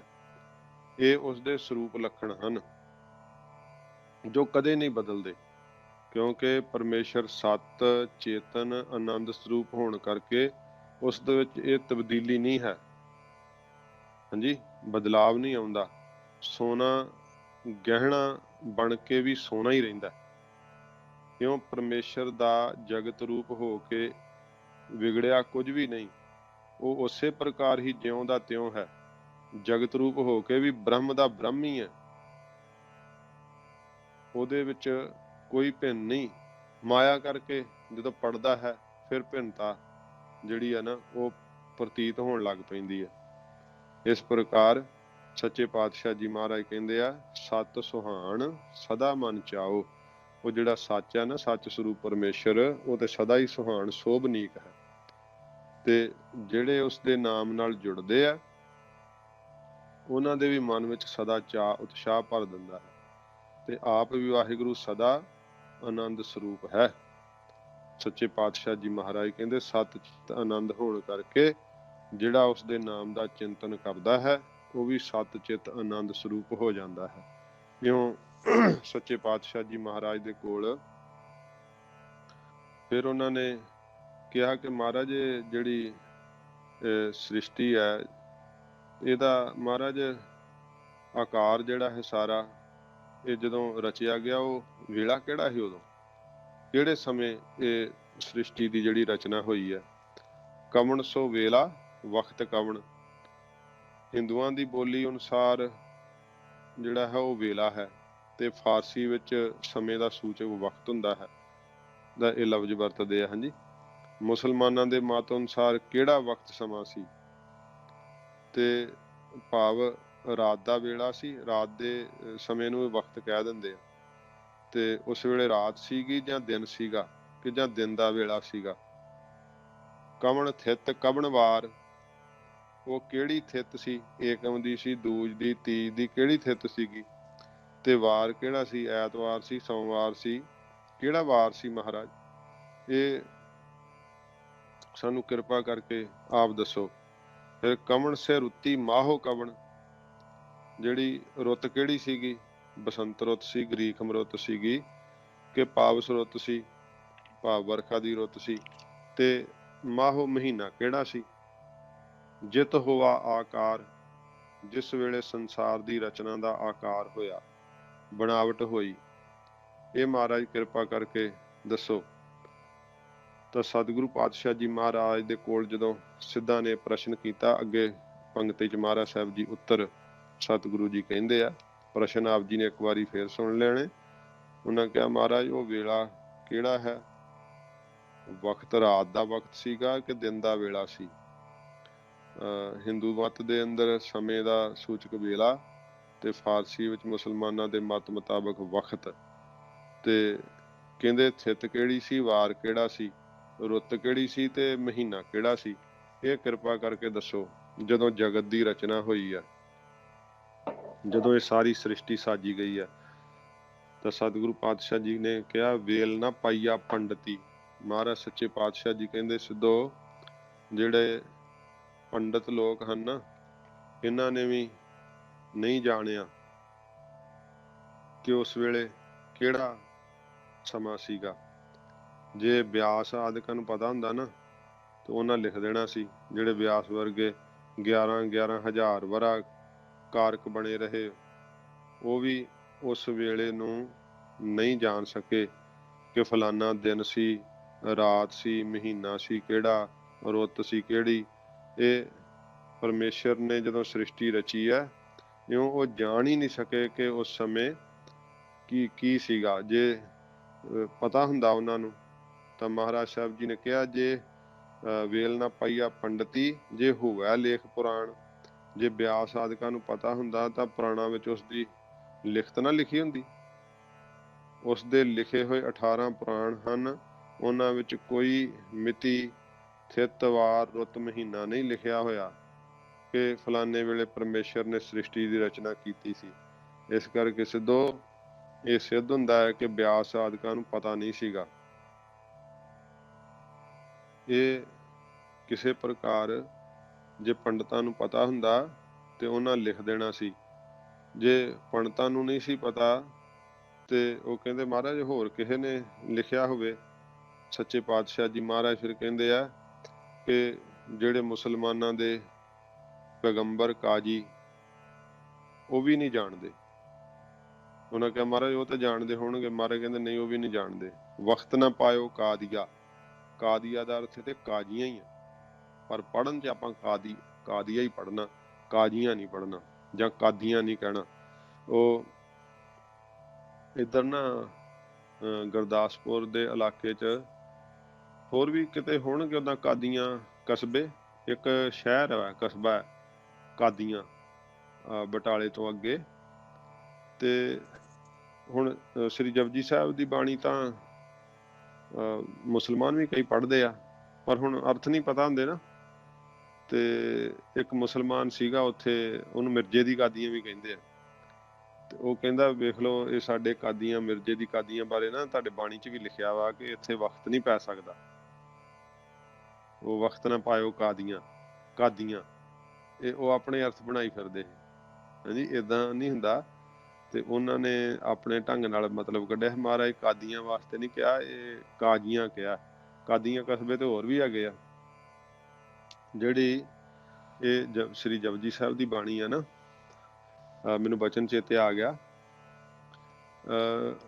ਅਸੀਂ ਇੱਕ ਵਾਰੀ ਮਸਕਟ ਕਥਾ ਕਰਨ ਗਿਆ ਸੀ ਮੈਂ, ਤੇ ਉੱਥੇ ਜਦੋਂ ਅਸੀਂ ਗਏ ਤੇ ਦੁਪਹਿਰੇ ਮਸੀਤ ਸੀ ਇੱਕ ਬਹੁਤ ਵਧੀਆ, ਤੇ ਉਹਦੇ ਅਸੀਂ ਵੇਖਣ ਵਾਸਤੇ ਖਲੋ ਗਏ। ਮਸੀਤ ਵਿੱਚ ਗੈਰ ਮੁਸਲਮਾਨ ਨਹੀਂ ਜਾ ਸਕਦਾ ਹੁੰਦਾ, ਤੇ ਉੱਥੋਂ ਦੇ ਰੂਲ ਬੜੇ ਸਖਤ ਵਾ। ਤੇ ਉਹ ਜਿਹੜੇ ਮੌਲਵੀ ਸੀ ਨਾ, ਉਹਨਾਂ ਚੋਲੇ ਪਾਏ ਸੀ। ਤੇ ਉਹ ਫਿਰ ਜਿਹੜੇ ਸੀ ਉਹਨਾਂ ਨੂੰ ਅਸੀਂ ਜਦੋਂ ਮਿਲੇ, ਤੇ ਕੁਝ ਉੱਥੇ ਜਿਹੜੇ ਆਪਣੇ ਸਿੱਖ ਵਸਦੇ ਆ, ਉਹ ਮਤਲਬ ਦੱਸਦੇ, ਕਹਿੰਦੇ ਬਾਬਾ ਜੀ ਇਹ ਬਹੁਤ ਚੰਗੇ ਸੁਭਾਅ ਦੇ ਹੁੰਦੇ ਕਈ ਜਿਹੜੇ ਅੰਦਰ ਨਮਾਜ਼ ਅਦਾ ਕਰਦੇ ਆ। ਤੇ ਉਹ ਅਸੀਂ ਵੀ ਚੋਲੇ ਪਾਏ ਸੀ। ਤਕਰੀਬਨ ਉਹਨਾਂ ਨੇ ਚੋਲੇ ਸਾਥੋਂ ਲੰਬੇ ਸੀਗੇ ਜ਼ਿਆਦੇ। ਤੇ ਉੱਥੋਂ ਦਾ ਜਿਹੜਾ ਰਾਜਾ ਵਾ ਉਹ ਵੀ ਚੋਲਾ ਪਾਉਂਦਾ, ਤੇ ਗਾਤਰੇ ਉਹਦੇ ਖੰਜਰ ਹੁੰਦਾ ਜਦੋਂ ਜਿਹੜੀਆਂ ਮੇਨ ਤਸਵੀਰਾਂ ਉਹਦੀਆਂ ਲੱਗੀਆਂ ਹੁੰਦੀਆਂ। ਤੇ ਉਹਨਾਂ ਨੂੰ ਜਦੋਂ ਅਸੀਂ ਦਿਸੇ ਤੇ ਉਹ ਫਿਰ ਸਾਨੂੰ ਆ ਗਏ ਤੇ ਕਹਿੰਦੇ ਵੀ ਤੁਸੀਂ ਕਿੱਥੋਂ ਆਏ ਆ, ਪੁੱਛਿਆ ਜਿੱਦਾਂ। ਫਿਰ ਦੱਸਿਆ, ਗੱਲਬਾਤ ਹੋਈ। ਤੇ ਉਹ ਕਹਿੰਦੇ ਵੀ ਅਸੀਂ ਗੁਰੂ ਨਾਨਕ ਸਾਹਿਬ ਦੀ ਕਲਾਮ ਪੜ੍ਹਦੇ ਹਾਂ।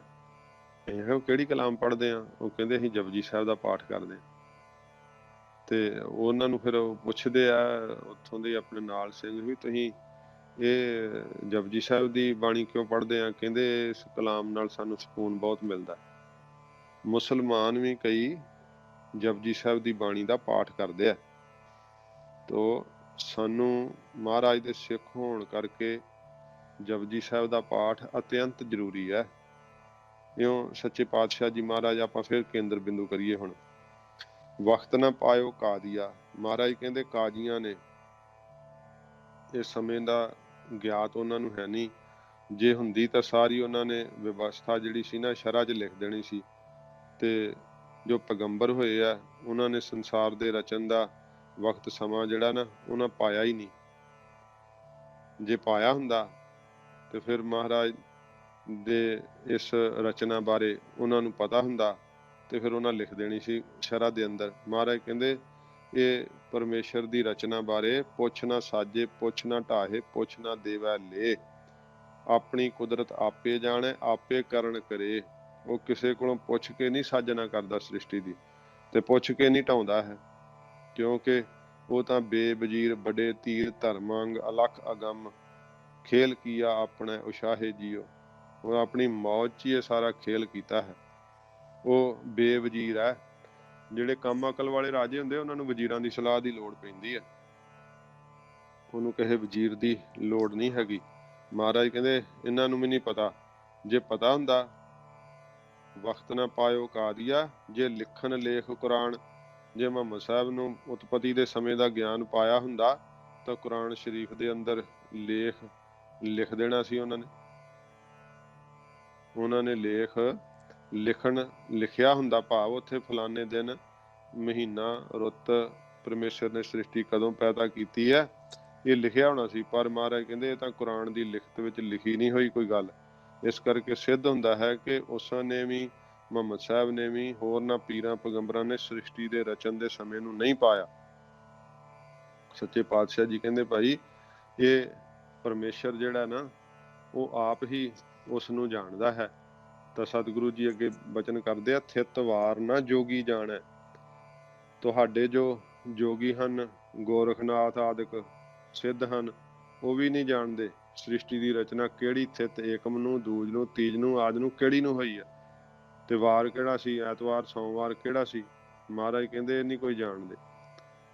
ਥਿਤ ਵਾਰ ਨਾ ਜੋਗੀ ਜਾਣੈ, ਫਿਰ ਕਹਿੰਦੇ ਮਹਾਰਾਜ ਜੋਤਸ਼ੀ ਜਾਣਦੇ ਹੋਣਗੇ, ਆ ਜਿਹੜੇ ਜੋਤਿਸ਼ ਵਿਦਿਆ ਜਾਣਦੇ ਹੁੰਦੇ ਆ, ਉਹ ਜੋਤਿਸ਼ ਹੱਥ ਦੀਆਂ ਲੀਕਾਂ ਵੇਖ ਕੇ ਜਿਹੜਾ ਉਹ ਦੱਸਦੇ ਆ ਕਿ ਉਹਨਾਂ ਨੂੰ ਪਤਾ ਹੋਊਗਾ। ਤਾਂ ਸੱਚੇ ਪਾਤਸ਼ਾਹ ਜੀ ਮਹਾਰਾਜ ਕਹਿੰਦੇ ਆ, ਇਸ ਦੋ ਸਮੇਂ ਦੀ ਗਿਆਤ ਕਰਨ ਵਾਲੇ ਜੋ ਜੋਤਸ਼ੀ ਹਨ ਨਾ, ਉਹਨਾਂ ਨੂੰ ਵੀ ਕੋਈ ਪਤਾ ਨਹੀਂ ਕਿ ਕਦੋਂ ਸ੍ਰਿਸ਼ਟੀ ਰਚੀ ਹੈ। ਉਸ ਵੇਲੇ ਕਿਹੜੀ ਰੁੱਤ ਸੀ, ਗ੍ਰੀਖਮ ਸੀ, ਸਰਦ ਸੀ, ਤੇ ਮਹੀਨਾ ਕਿਹੜਾ ਸੀ, ਫੱਗਣ ਸੀ, ਚੇਤਰ ਸੀ, ਮਾਘ ਸੀ, ਕਿਹੜਾ ਸੀ, ਕੋਈ ਪਤਾ ਨਹੀਂ। ਰੁੱਤ ਮਾਹੋ ਨਾ ਕੋਈ, ਰੁੱਤ ਨਹੀਂ ਪਤਾ, ਮਾਹੋ ਮਹੀਨਾ ਨਹੀਂ ਪਤਾ। ਜਾ ਕਰਤਾ ਸ੍ਰਿਸ਼ਟੀ ਕਉ ਸਾਜੇ, ਜਦੋਂ ਕਰਤਾ ਪੁਰਖ ਨੇ ਸ੍ਰਿਸ਼ਟੀ ਨੂੰ, ਪੜ੍ਹਨਾ ਸ੍ਰਿਸ਼ਟੀ ਹੈ, ਸ੍ਰਿਸ਼ਟੀ ਨਹੀਂ ਪੜ੍ਹਨਾ, ਅਰਥ ਇਹਦਾ ਸ੍ਰਿਸ਼ਟੀ ਹੈ। ਸਾਜਦਾ ਰਚਦਾ ਹੈ, ਆਪੇ ਜਾਣੈ ਸੋਈ, ਆਪ ਹੀ ਵਾਹਿਗੁਰੂ ਜਾਣਦਾ ਹੈ, ਹੋਰ ਨਹੀਂ ਕੋਈ ਜਾਣ ਸਕਦਾ। ਮਹਾਰਾਜ ਨੇ ਆਖਿਆ ਨਾ, ਜਦੋਂ ਆਪੇ ਥਾਟ ਕੀਆ ਬਹਿ ਕਰਤਾ, ਤਦੋਂ ਪੁੱਛ ਨਾ ਸੇਵਕ ਬੀਆ। ਕਿਸੇ ਸੇਵਕ ਕੋਲੋਂ ਪੁੱਛ ਕੇ ਨਹੀਂ ਮਹਾਰਾਜ ਸੱਚੇ ਪਾਤਸ਼ਾਹ ਨੇ ਸ੍ਰਿਸ਼ਟੀ ਸਾਜੀ। ਕੋਈ ਉਸ ਵੇਲੇ ਦੂਜਾ ਨਹੀਂ ਬਣਾਇਆ ਸੀ ਜਿਸ ਕਰਕੇ ਕੋਈ ਜਾਣਦਾ ਹੁੰਦਾ। ਜਦੋਂ ਦੂਜਾ ਕੋਈ ਹੈ ਹੀ ਨਹੀਂ ਸੀ ਤੇ ਫਿਰ ਪਰਮੇਸ਼ਰ ਤੋਂ ਬਿਨਾਂ ਕੌਣ ਜਾਣ ਸਕਦਾ ਹੈ। ਆਪਣੇ ਕਰਤੱਵਾਂ ਨੂੰ ਆਪ ਹੀ ਜਾਣਦਾ ਹੈ। ਕਰਤਾ ਜੋ ਰਚਨਹਾਰ ਹੈ ਨਾ, ਸ੍ਰਿਸ਼ਟੀ ਦੀ ਸਾਜਨਾ ਉਹ ਆਪ ਉਹਨੇ ਕੀਤੀ ਹੈ। ਤੇ ਇਸ ਦੇ ਰਚਨ ਵੇਲੇ ਸਮੇਂ ਦਾ ਸੂਚਕ ਕੀ ਸੀ, ਭਾਵ ਸਮਾਂ ਕਿਹੜਾ ਸੀ, ਥਿਤ ਕੀ ਸੀ, ਵਾਰ ਕੀ ਸੀ, ਰੁੱਤ ਕੀ ਸੀ, ਮਹੀਨਾ ਕੀ ਸੀ, ਕੋਈ ਮਹਾਰਾਜ ਕਹਿੰਦੇ ਭਾਈ ਨਹੀਂ ਜਾਣ ਸਕਦਾ। ਜਾ ਕਰਤਾ ਸ੍ਰਿਸ਼ਟੀ ਕਉ ਸਾਜੇ, ਆਪੇ ਜਾਣੈ ਸੋਈ। ਉਹ ਆਪੇ ਹੀ ਪਰਮੇਸ਼ਰ ਵਾਹਿਗੁਰੂ ਜਾਣਦਾ, ਹੋਰ ਕੋਈ ਨਹੀਂ ਜਾਣ ਸਕਦਾ। ਤਾਂ ਸਿੱਧ ਕਹਿੰਦੇ ਮਹਾਰਾਜ ਆਪ ਕਿਰਪਾ ਕਰਕੇ ਕੁਝ ਤਾਂ ਕਹੋ ਕਿ ਉਤਪਤੀ ਪਾਲਣਾ ਲੈਤਾ ਕਿਸ ਪ੍ਰਕਾਰ ਕਰਦਾ ਹੈ। ਫਿਰ ਸਤਿਗੁਰੂ ਪਾਤਸ਼ਾਹ ਜੀ ਮਹਾਰਾਜ ਕਹਿੰਦੇ, ਕਿਵ ਘਰ ਆਖਾ ਕਿਵ ਸਾ ਲਾਹੀ, ਕਿਉ ਵਰਨੀ ਕਿਵ ਜਾਣਾ। ਤਾਂ ਮਹਾਰਾਜ ਕਹਿੰਦੇ ਆ, ਕਿਸ ਪ੍ਰਕਾਰ ਆਖ ਦਈਏ ਕਿ ਇਉਂ ਬ੍ਰਹਮਾ ਜੀ ਦੁਆਰਾ ਸ੍ਰਿਸ਼ਟੀ ਨੂੰ ਪੈਦਾ ਕਰਦਾ ਹੈ। ਕਿਵ ਸਾ ਲਾਹੀ, ਸਿਫਤ ਕਰਕੇ, ਇਹ ਜਿਹੜੀ ਹੈ ਸਾਲਾਹ ਕਰਕੇ, ਸਿਫਤ ਕਰਕੇ ਕਰ ਦਈਏ ਕਿ ਇਸ ਪ੍ਰਕਾਰ ਵਿਸ਼ਨੂੰ ਦੇ ਰਾਹੀਂ ਪਾਲਣਾ ਕਰਦਾ ਹੈ। ਕਿਉ ਵਰਨੀ ਕਿਵ ਜਾਣਾ, ਇਹ ਵੀ ਕਿਵੇਂ ਵਰਨੀ ਵਰਣਨ ਕਰੀਏ ਕਿ ਇਸ ਪ੍ਰਕਾਰ ਸ਼ਿਵ ਜੀ ਦੁਆਰਾ ਲੈਤਾ ਕਰਦਾ ਹੈ। ਜਦੋਂ ਤਿੰਨਾਂ ਦੇਵਤਿਆਂ ਦੀ ਪਰਲੋਂ ਕਰ ਦਿੰਦਾ ਉਸ ਸਮੇਂ ਵੀ ਕਿਵ ਜਾਣਾ, ਇਹ ਸਿੱਧੋ ਕਿਵੇਂ ਜਾਣ ਸਕਦੇ ਹੋ ਕਿ ਉਸ ਪਰਮੇਸ਼ਰ ਦੀ ਅੰਤਰਗਤੀ ਨੂੰ ਕੋਈ ਸਮਝ ਹੀ ਨਹੀਂ ਸਕਦਾ ਹੈ, ਕੋਈ ਜਾਣ ਨਹੀਂ ਸਕਦਾ ਹੈ। ਤਾਂ ਸੱਚੇ ਪਾਤਸ਼ਾਹ ਮਹਾਰਾਜ ਕਹਿੰਦੇ, ਕਿਵ ਘਰ ਆਖਾ, ਇਹ ਸਿੱਧੋ ਬ੍ਰਹਮਾ ਕਿਵੇਂ ਆਖਣਾ ਕਰ ਸਕਦਾ ਹੈ। ਉਹਦੇ ਕੋਲੋਂ ਵੀ ਨਹੀਂ ਆਖਿਆ ਜਾਂਦਾ ਪਰਮੇਸ਼ਰ ਦਾ ਨਾਮ, ਜਾਂ ਬ੍ਰਹਮਾ ਜੀ ਨੂੰ ਪਤਾ ਨਹੀਂ ਕਿਸ ਤਰ੍ਹਾਂ ਆਖ ਸਕਦੇ ਹੋ ਸ੍ਰਿਸ਼ਟੀ ਦੀ ਰਚਨਾ ਕਿਵੇਂ ਹੋਈ ਹੈ। ਬ੍ਰਹਮਾ ਦੀ ਤਾਂ ਉਤਪਤੀ ਆਪ ਪਰਮੇਸ਼ਰ ਨੇ ਕੀਤੀ ਹੈ ਕਵਲ ਦੀ ਨਾਲੀ ਵਿੱਚੋਂ। ਇਸ ਕਰਕੇ ਕਿਹਾ ਨਾ, ਨਾਭ ਕਮਲ ਤੇ ਬ੍ਰਹਮਾ ਉਪਜੇ, ਵੇਦ ਪੜ੍ਹੈ ਮੁਖ ਕੰਠ ਸਵਾਰ, ਤਾਕੋ ਅੰਤ ਨਾ ਜਾਈ ਲਖਣਾ, ਆਵਤ ਜਾਤ ਰਹਿ ਗੋਬਾਰ। ਇਸ ਤਰ੍ਹਾਂ ਪਰਮੇਸ਼ਰ ਦਾ ਸੱਚੇ ਪਾਤਸ਼ਾਹ ਜੀ ਮਹਾਰਾਜ ਕਹਿੰਦੇ ਆ, ਕਿਵ ਘਰ ਆਖਾਂ, ਉਸ ਦੇ ਸਰੂਪ ਬਾਰੇ ਕਿਸ ਤਰ੍ਹਾਂ ਆਖੀਏ, ਉਹਦਾ ਭੇਦ ਨਹੀਂ। ਦੇਵੀਆ ਨਾ ਜਾਣੈ ਮਰਮ, ਸਭ ਉੱਪਰ ਅਲਖ ਪਾਰ ਬ੍ਰਹਮ। ਕਿਵ ਸਾ ਲਾਹੀ, ਕਿਵੇਂ ਉਸ ਦੀ ਮਹਾਰਾਜ ਕਹਿੰਦੇ ਸਿਫਤ ਸਲਾਹ ਜਿਹੜੀ ਆ ਉਹ ਕਰੀਏ ਕਿ ਉਹ ਪਾਲਣਾ ਕਿਵੇਂ ਕਰਦਾ ਹੈ। ਕਿਉਂ ਵਰਨੀ, ਕਿਸ ਤਰ੍ਹਾਂ ਉਹਦਾ ਵਰਣਨ ਕਰੀਏ ਪਰਮੇਸ਼ਰ ਦਾ, ਉਹਦੇ ਸਰੂਪ ਦਾ ਵਰਣਨ ਕੀਤਾ ਨਹੀਂ ਜਾ ਸਕਦਾ। ਕਿਵ ਜਾਣਾ, ਕਿਸ ਤਰ੍ਹਾਂ ਤੁਸੀਂ ਕਿਵੇਂ ਜਾਣ ਸਕਦੇ ਹੋ ਕਿ ਪਰਮੇਸ਼ਰ ਫਲਾਣੇ ਵਕਤ ਰਚਨਾ ਕਰਦਾ ਹੈ। ਉਹ ਸੱਚੇ ਪਾਤਸ਼ਾਹ ਜੀ ਮਹਾਰਾਜ ਕਹਿੰਦੇ ਆ, ਕਿਵ ਘਰ ਆਖਾ ਕਿਵ ਸਾ ਲਾਹੀ, ਕਿਸ ਤਰ੍ਹਾਂ ਅਸੀਂ ਆਖੀਏ ਉਤਪਤੀ ਕਿਵੇਂ ਕਰਦਾ ਹੈ, ਤੇ ਫਿਰ ਸਲਾਹੀਏ ਕਿਵੇਂ, ਕਿਸ ਪ੍ਰਕਾਰ ਪਾਲਣਾ ਕਰਦਾ ਹੈ, ਤੇ ਕਿਵੇਂ ਉਹ ਲੈਤਾ ਕਰਦਾ ਹੈ। ਮਹਾਰਾਜ ਕਹਿੰਦੇ, ਬੁੱਧੀ ਕਰਕੇ ਕਿਸੇ ਪ੍ਰਕਾਰ ਜਾਣੀਏ ਤਾਂ ਕਿਵੇਂ ਜਾਣ ਸਕਦੇ ਹਾਂ। ਉਸ ਦੇ ਅਨੰਤ ਕੌਤਕ ਹਨ। ਕਿਵ ਘਰ ਜਾਣਾ, ਕਿਵੇਂ ਵੀ ਜਾਣਿਆ ਨਹੀਂ ਜਾ ਸਕਦਾ। ਕਿਵ ਘਰ ਆਖਾਂ, ਉਸ ਦੀ ਸ਼ਕਤੀ ਨੂੰ ਆਖੀਏ, ਸ੍ਰਿਸ਼ਟੀ ਨੂੰ ਇਉਂ ਪੈਦਾ ਕਰਦਾ ਹੈ ਜਿਹੇ ਅੰਡ ਤੇ ਬ੍ਰਹਿਮੰਡ ਕੀਨੇ ਸੋ 14 ਖੰਡ। ਇਸ ਕਰਕੇ ਉਸ ਦੀ ਪਾਲਣ ਸ਼ਕਤੀ ਵੀ ਕਿਵੇਂ ਸਲਾਹੀਏ।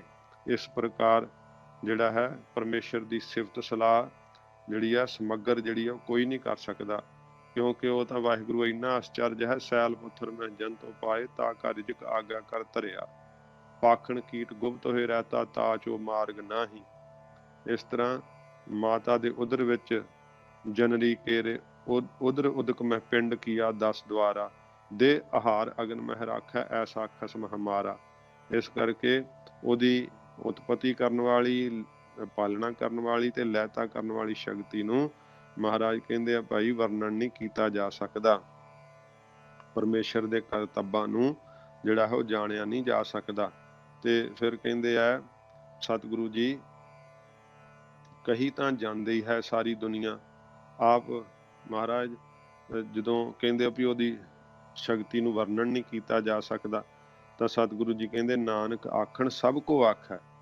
ਤਾਂ ਸਤਿਗੁਰੂ ਨਾਨਕ ਦੇਵ ਜੀ ਮਹਾਰਾਜ ਨੇ ਆਖਿਆ ਕਿ ਸਿੰਧੋ ਆਖਣ ਵਾਲੇ ਹੋ ਕਰਕੇ ਭਾਵ ਕਥਨ ਕਰਨ ਵਾਲੇ ਹੋ ਕੇ ਸਭ ਕੋਈ ਆਖਦੇ ਹਨ, ਕਹਿੰਦੇ ਹਨ ਇੱਕ ਦੂ ਇੱਕ ਸਿਆਣਾ, ਇੱਕ ਤੋਂ ਇੱਕ ਸਿਆਣਾ ਬਣ ਕੇ ਕਹਿੰਦਾ ਹੈ ਇਸ ਦੇ ਮਹਾਤਮ ਤੋਂ। ਇਸ ਪ੍ਰਕਾਰ ਵੱਡੇ ਵੱਡੇ ਵਿਦਵਾਨ ਜਿਹੜੇ ਆ ਤੋ ਜਿਹੜੀ ਗੱਲ ਨਹੀਂ ਕਹੀ ਗਈ, ਗੁਪਤ ਰਹਿ ਗਈ ਹੈ, ਉਹ ਮੈਂ ਪ੍ਰਗਟ ਕਰਦਾ ਹਾਂ। ਇਉਂ ਇੱਕ ਤੋਂ ਇੱਕ ਸਿਆਣਾ ਬਣ ਕੇ ਕਹਿਣ ਨੂੰ ਤਾਂ ਸਭ ਕੋਈ ਕਹਿੰਦਾ ਹੈ, ਪਰ ਉਸ ਪਰਮੇਸ਼ਰ ਨੂੰ, ਉਸ ਦੀ ਰਚਨਾ ਨੂੰ, ਪਾਲਣਾ ਨੂੰ, ਉਤਪਤੀ ਨੂੰ, ਲੈਤਾ ਨੂੰ, ਅੰਤਰਜਾਮਤਾ ਨੂੰ ਪੂਰੇ ਤੌਰ ਤੇ ਕੋਈ ਨਹੀਂ ਦੱਸ ਸਕਦਾ। ਨਾਨਕ ਆਖਣ ਸਭ ਕੋ ਆਖੈ। ਆਖਣ ਨੂੰ ਤਾਂ ਮਹਾਰਾਜ ਗੁਰੂ ਨਾਨਕ ਸਾਹਿਬ ਜੀ ਕਹਿੰਦੇ ਆਖਣ ਵਾਲੇ ਹੋ ਕੇ ਸਾਰੇ ਆਖਦੇ ਆ, ਇੱਕ ਦੂ ਇੱਕ ਸਿਆਣਾ, ਇੱਕ ਦੋ ਇੱਕ ਸਿਆਣਾ ਪਿਆ ਹੈ।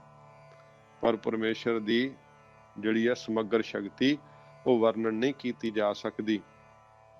ਤਾਂ ਮਹਾਰਾਜ ਨੂੰ ਕਹਿੰਦੇ ਮਹਾਰਾਜ ਕਿਵੇਂ ਜਾਣੀਏ ਫਿਰ ਉਸ ਪਰਮੇਸ਼ਰ ਨੂੰ।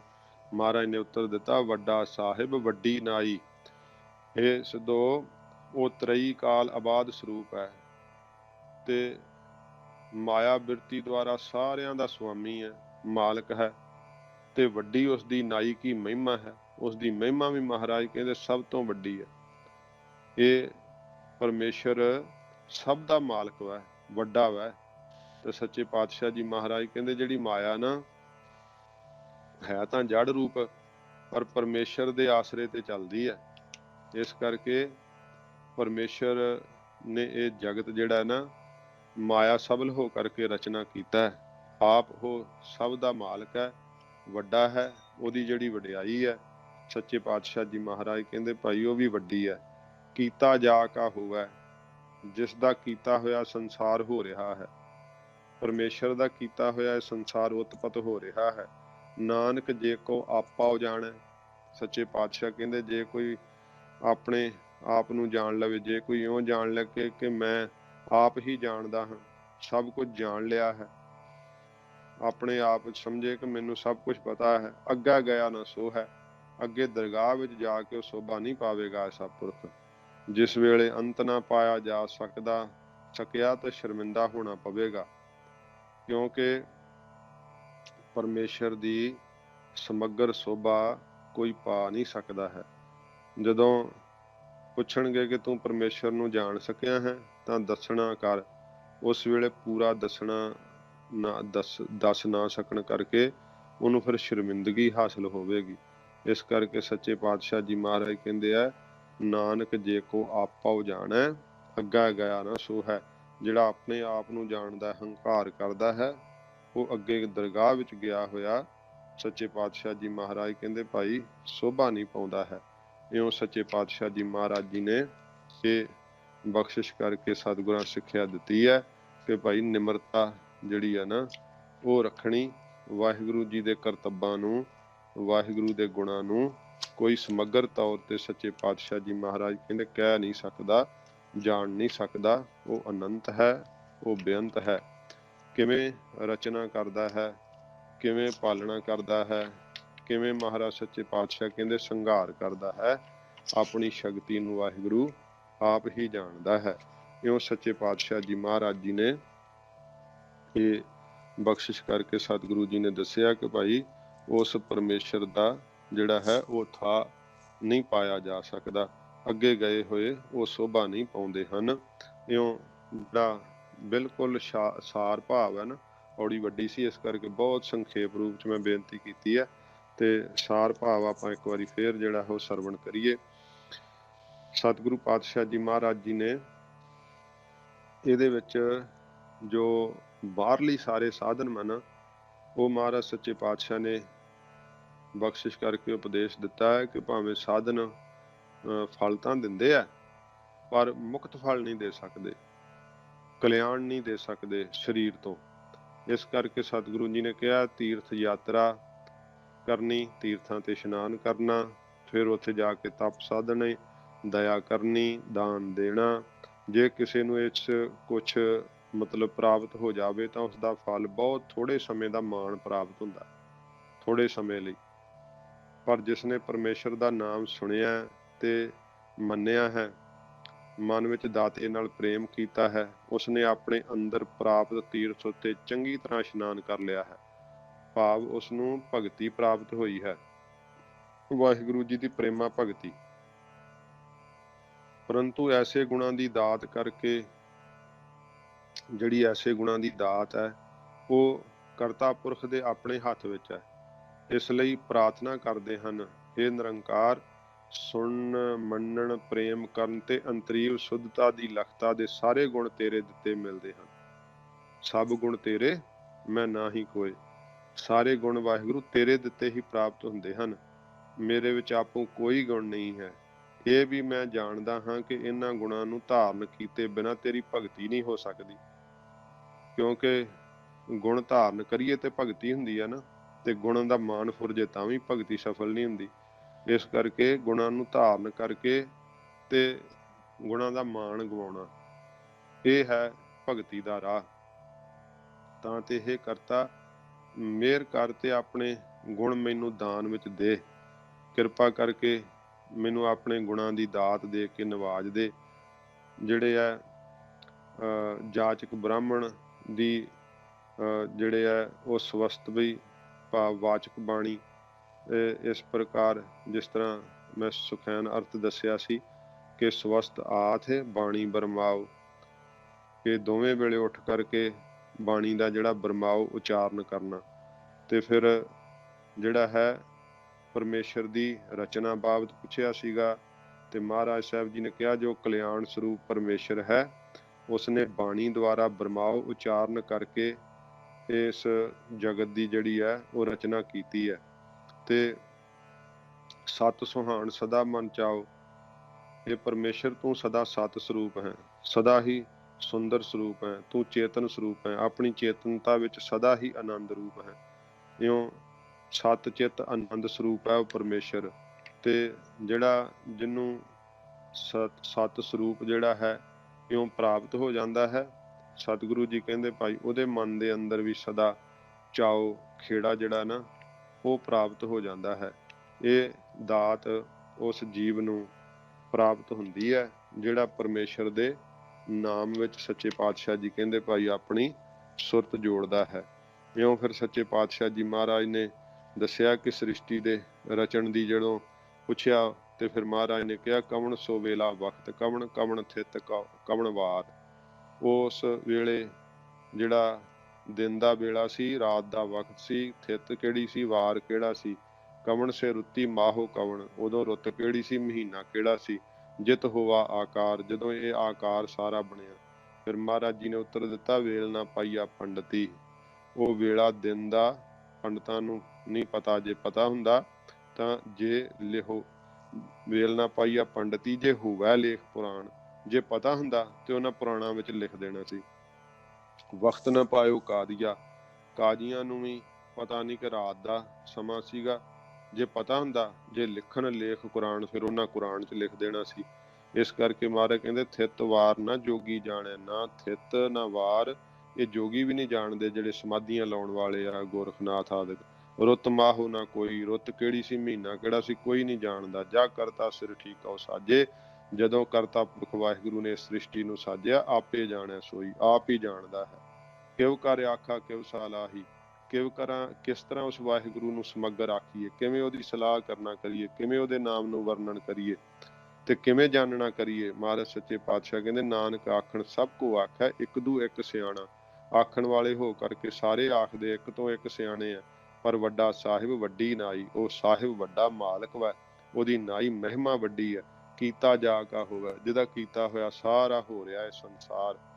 ਨਾਨਕ ਜੇ ਕੋ ਆਪਾ ਜਾਣੈ, ਮਹਾਰਾਜ ਕਹਿੰਦੇ ਜੇ ਕੋਈ ਭਾਈ ਹੰਕਾਰ ਨਾਲ ਆਪਣੇ ਆਪ ਨੂੰ ਜਾਣਦਾ ਹੈ ਕਿ ਮੈਂ ਵੱਡਾ ਹਾਂ, ਮਹਾਨ ਹਾਂ, ਅੱਗਾ ਗਿਆ ਨਾ ਸੋ ਹੈ, ਉਹ ਅੱਗੇ ਗਿਆ ਸੋਭਾ ਨਹੀਂ ਪਾਉਂਦਾ। ਫਿਰ ਨਾਨਕ ਜੇ ਕੋ ਆਪਾ ਜਾਣੈ, ਮਹਾਰਾਜ ਕਹਿੰਦੇ ਜੇ ਕੋਈ ਕਹਿੰਦਾ ਮੈਂ ਜਾਣਦਾ ਹਾਂ, ਆਪਣੇ ਆਪ ਵਿੱਚ ਮੈਨੂੰ ਪਤਾ ਹੈ ਕਿ ਪਰਮੇਸ਼ਰ ਨੇ ਫਲਾਣੇ ਸਮੇਂ ਇਹ ਬਣਾਈ ਹੀ ਸ੍ਰਿਸ਼ਟੀ, ਜਾਂ ਮੈਂ ਪਰਮੇਸ਼ਰ ਦੇ ਸਰੂਪ ਨੂੰ ਜਾਣਦਾ ਹਾਂ, ਮਹਾਰਾਜ ਕਹਿੰਦੇ ਭਾਈ ਅੱਗੇ ਜਾ ਕੇ ਉਹ ਸ਼ੋਭਾ ਨਹੀਂ ਪਾਵੇਗਾ, ਕਿਉਂਕਿ ਪਰਮੇਸ਼ਰ ਦੇ ਸਰੂਪ ਨੂੰ ਸਮੱਗਰ ਕੋਈ ਨਹੀਂ ਜਾਣ ਸਕਦਾ, ਉਹ ਕਿੱਡਾ ਕੁ ਵੱਡਾ ਹੈ। ਇਉਂ ਸੱਚੇ ਪਾਤਸ਼ਾਹ ਜੀ ਮਹਾਰਾਜ ਨੇ ਇਸ 21ਵੀਂ ਪੌੜੀ ਦੇ ਅੰਦਰ ਸਤਿਗੁਰੂ ਪਾਤਸ਼ਾਹ ਜੀ ਮਹਾਰਾਜ ਬਖਸ਼ਿਸ਼ ਕੀਤੀ ਹੈ। ਤੋ ਪੌੜੀ ਦਾ ਵਿਸਥਾਰ ਬਹੁਤ ਸੀ, ਆਪਾਂ ਸੰਖੇਪ ਰੂਪ ਵਿੱਚ ਸਰਵਣ ਕੀਤਾ ਤੇ ਪਾਠਾਂ ਦੇ ਉਚਾਰਨ ਵੱਲ ਵੀ ਆਪਨੇ ਧਿਆਨ ਦੇਣਾ। ਕਈ ਵਾਰੀ ਹੁੰਦਾ ਹੈ ਕਿ ਆਪਾਂ ਸਾਖੀ ਸੁਣੀਏ ਤੇ ਉਹਦੇ ਨਾਲ ਜ਼ਿਆਦਾ ਚਿੱਤ ਲੱਗਦਾ ਤੇ ਅਰਥਾਂ ਵਿੱਚ ਥੋੜਾ ਜਿਹਾ ਘੱਟ ਲੱਗਦਾ ਜਿਹੜੇ ਨਵੇਂ ਸਤਸੰਗੀ ਹੋਣ, ਪਰ ਜਦੋਂ ਆਪਾਂ ਅਰਥਾਂ ਵਿੱਚ ਸੁਰਤ ਜੋੜਾਂਗੇ ਤੇ ਅਰਥਾਂ ਨੂੰ ਸਮਝ ਕੇ ਬਾਣੀ ਮਹਾਰਾਜ ਸਾਹਿਬ ਦੀ ਪੜਾਂਗੇ, ਇਹਦੇ ਵਿੱਚ ਸਾਖੀਆਂ ਪ੍ਰਮਾਣ ਬਹੁਤ ਲੱਗਦੇ ਸੀ, ਪਰ ਜੇ ਮੈਂ ਲਾਉਂਦਾ ਤੇ ਫਿਰ ਪੌੜੀ ਆਪਣੀ ਸੰਪੂਰਨ ਨਹੀਂ ਸੀ ਹੋਣੀ, ਤੇ ਇਸ ਕਰਕੇ ਆਪਾਂ ਸੰਖੇਪ ਰੂਪ ਵਿੱਚ ਅਰਥ ਜਿਹੜੇ ਆ ਉਹ ਵਿਚਾਰੇ ਆ। ਸੱਚੇ ਪਾਤਸ਼ਾਹ ਮਹਾਰਾਜ ਕਿਰਪਾ ਕਰਨ, ਸਾਡਾ ਲਾਇਆ ਸਮਾਂ ਸਫਲਾ ਹੋਵੇ। ਗਰੀਬ ਨਿਵਾਜ ਸਤਿਗੁਰੂ ਜੀ ਰਹਿਮਤ ਕਰਨ, ਹੋਈਆਂ ਭੁੱਲਾਂ ਬਖਸ਼ ਲੈਣੀਆਂ। ਆਓ ਦੋ ਪੰਕਤੀਆਂ ਪੜ੍ਹ ਕੇ ਫਿਰ ਫਤਿਹ ਬੁਲਾਈਏ। ਸੱਚੇ ਪਾਤਸ਼ਾਹ ਜੀ ਮਹਾਰਾਜ ਰਹਿਮਤ ਕਰਨ। ਹੁਣ ਮੇਰਾ ਖਿਆਲ ਅੱਜ ਸ਼ਨੀਵਾਰ ਹੈ ਤੇ ਤੁਹਾਡੇ ਕੋਲ ਸ਼ਾਮ ਹੈ ਸ਼ਨੀਵਾਰ ਦੀ, ਉੱਥੇ ਅੱਜ ਇੱਥੇ ਫਰਾਈਡੇ, ਇੱਥੇ ਸ਼ੁੱਕਰਵਾਰ ਹੈ ਜੀ ਗਿਆਨੀ ਜੀ, ਸ਼ੁੱਕਰਵਾਰ ਸ਼ਾਮ ਤੁਹਾਡੇ ਕੋਲ ਸ਼ੁੱਕਰਵਾਰ ਹੈ। ਹਾਂਜੀ ਹਾਂ, ਅਜੇ ਕੱਲ ਦੀ ਫਿਰ ਕਥਾ ਹੋਏਗੀ ਅਜੇ? ਨਹੀਂ, ਕੱਲ ਤੇ ਪਰਸੋਂ ਛੁੱਟੀ ਜੀ, ਕੱਲ ਸ਼ਨੀਚਰਵਾਰ ਹੈ। ਅੱਛਾ, 2 ਦਿਨ ਹੁਣ ਛੁੱਟੀ ਹੋਏਗੀ ਨਾ? ਜੀ ਹਾਂਜੀ, 2 ਦਿਨ ਛੁੱਟੀ ਹੋਏਗੀ। ਫਿਰ ਆਪਾਂ ਹੁਣ ਜਿਹੜੇ ਆ 2 ਦਿਨ ਬਾਅਦ ਜਿਹੜੇ ਆ ਉਹ ਕਥਾ ਜਿਹੜੀ ਆ ਉਹ ਸ਼ੁਰੂ ਕਰਾਂਗੇ। ਤੋ ਸੱਚੇ ਪਾਤਸ਼ਾਹ ਮਹਾਰਾਜ ਕਿਰਪਾ ਕਰਨ।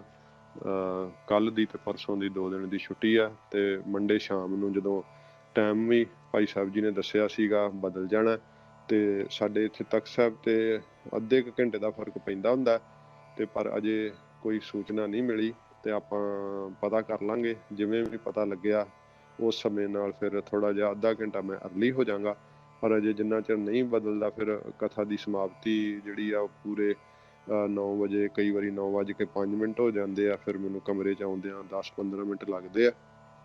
ਤੋ ਇਸ ਕਰਕੇ ਆਪਾਂ ਫਿਰ ਸਮੇਂ ਦੀ ਥੋੜ੍ਹੀ ਐਡਜਸਟਮੈਂਟ ਜਿਹੜੀ ਆ ਕਰ ਲਾਂਗੇ। ਜਿੰਨਾ ਚਿਰ ਨਹੀਂ ਬਦਲਦਾ ਸਮਾਂ, ਉਹਨਾਂ ਚਿਰ ਜਿਹੜਾ ਤੁਹਾਨੂੰ ਆਪਣੇ ਬਦਲੇ ਸਮੇਂ ਨਾਲ ਹੀ ਫਿਰ ਕਲਾਸ ਜਿਹੜੀ ਆ ਉਹ ਅਟੈਂਡ ਕਰਨੀ ਪੈਣੀ ਹੈ। ਇਹ ਬੇਨਤੀਆਂ ਪ੍ਰਵਾਨ ਕਰਨੀਆਂ, ਹੋਈਆਂ ਭੁੱਲਾਂ ਬਖਸ਼ ਲੈਣੀਆਂ, ਅੱਗੇ ਵਾਸਤੇ ਸਮੱਤ ਬਖਸ਼ਣੀ ਜੀ। ਵੱਡਾ ਸਾਹਿਬ ਵੱਡੀ ਨਾਈ, ਕੀਤਾ ਜਾ ਕਾ ਹੋਵੈ, ਨਾਨਕ ਜੇ ਕੋ ਆਪਾ ਜਾਣੈ, ਅੱਗਾ ਗਿਆ ਨਾ ਸੋ ਹੈ। ਵਾਹਿਗੁਰੂ ਜੀ ਕਾ ਖਾਲਸਾ, ਵਾਹਿਗੁਰੂ ਜੀ ਕੀ ਫਤਿਹ।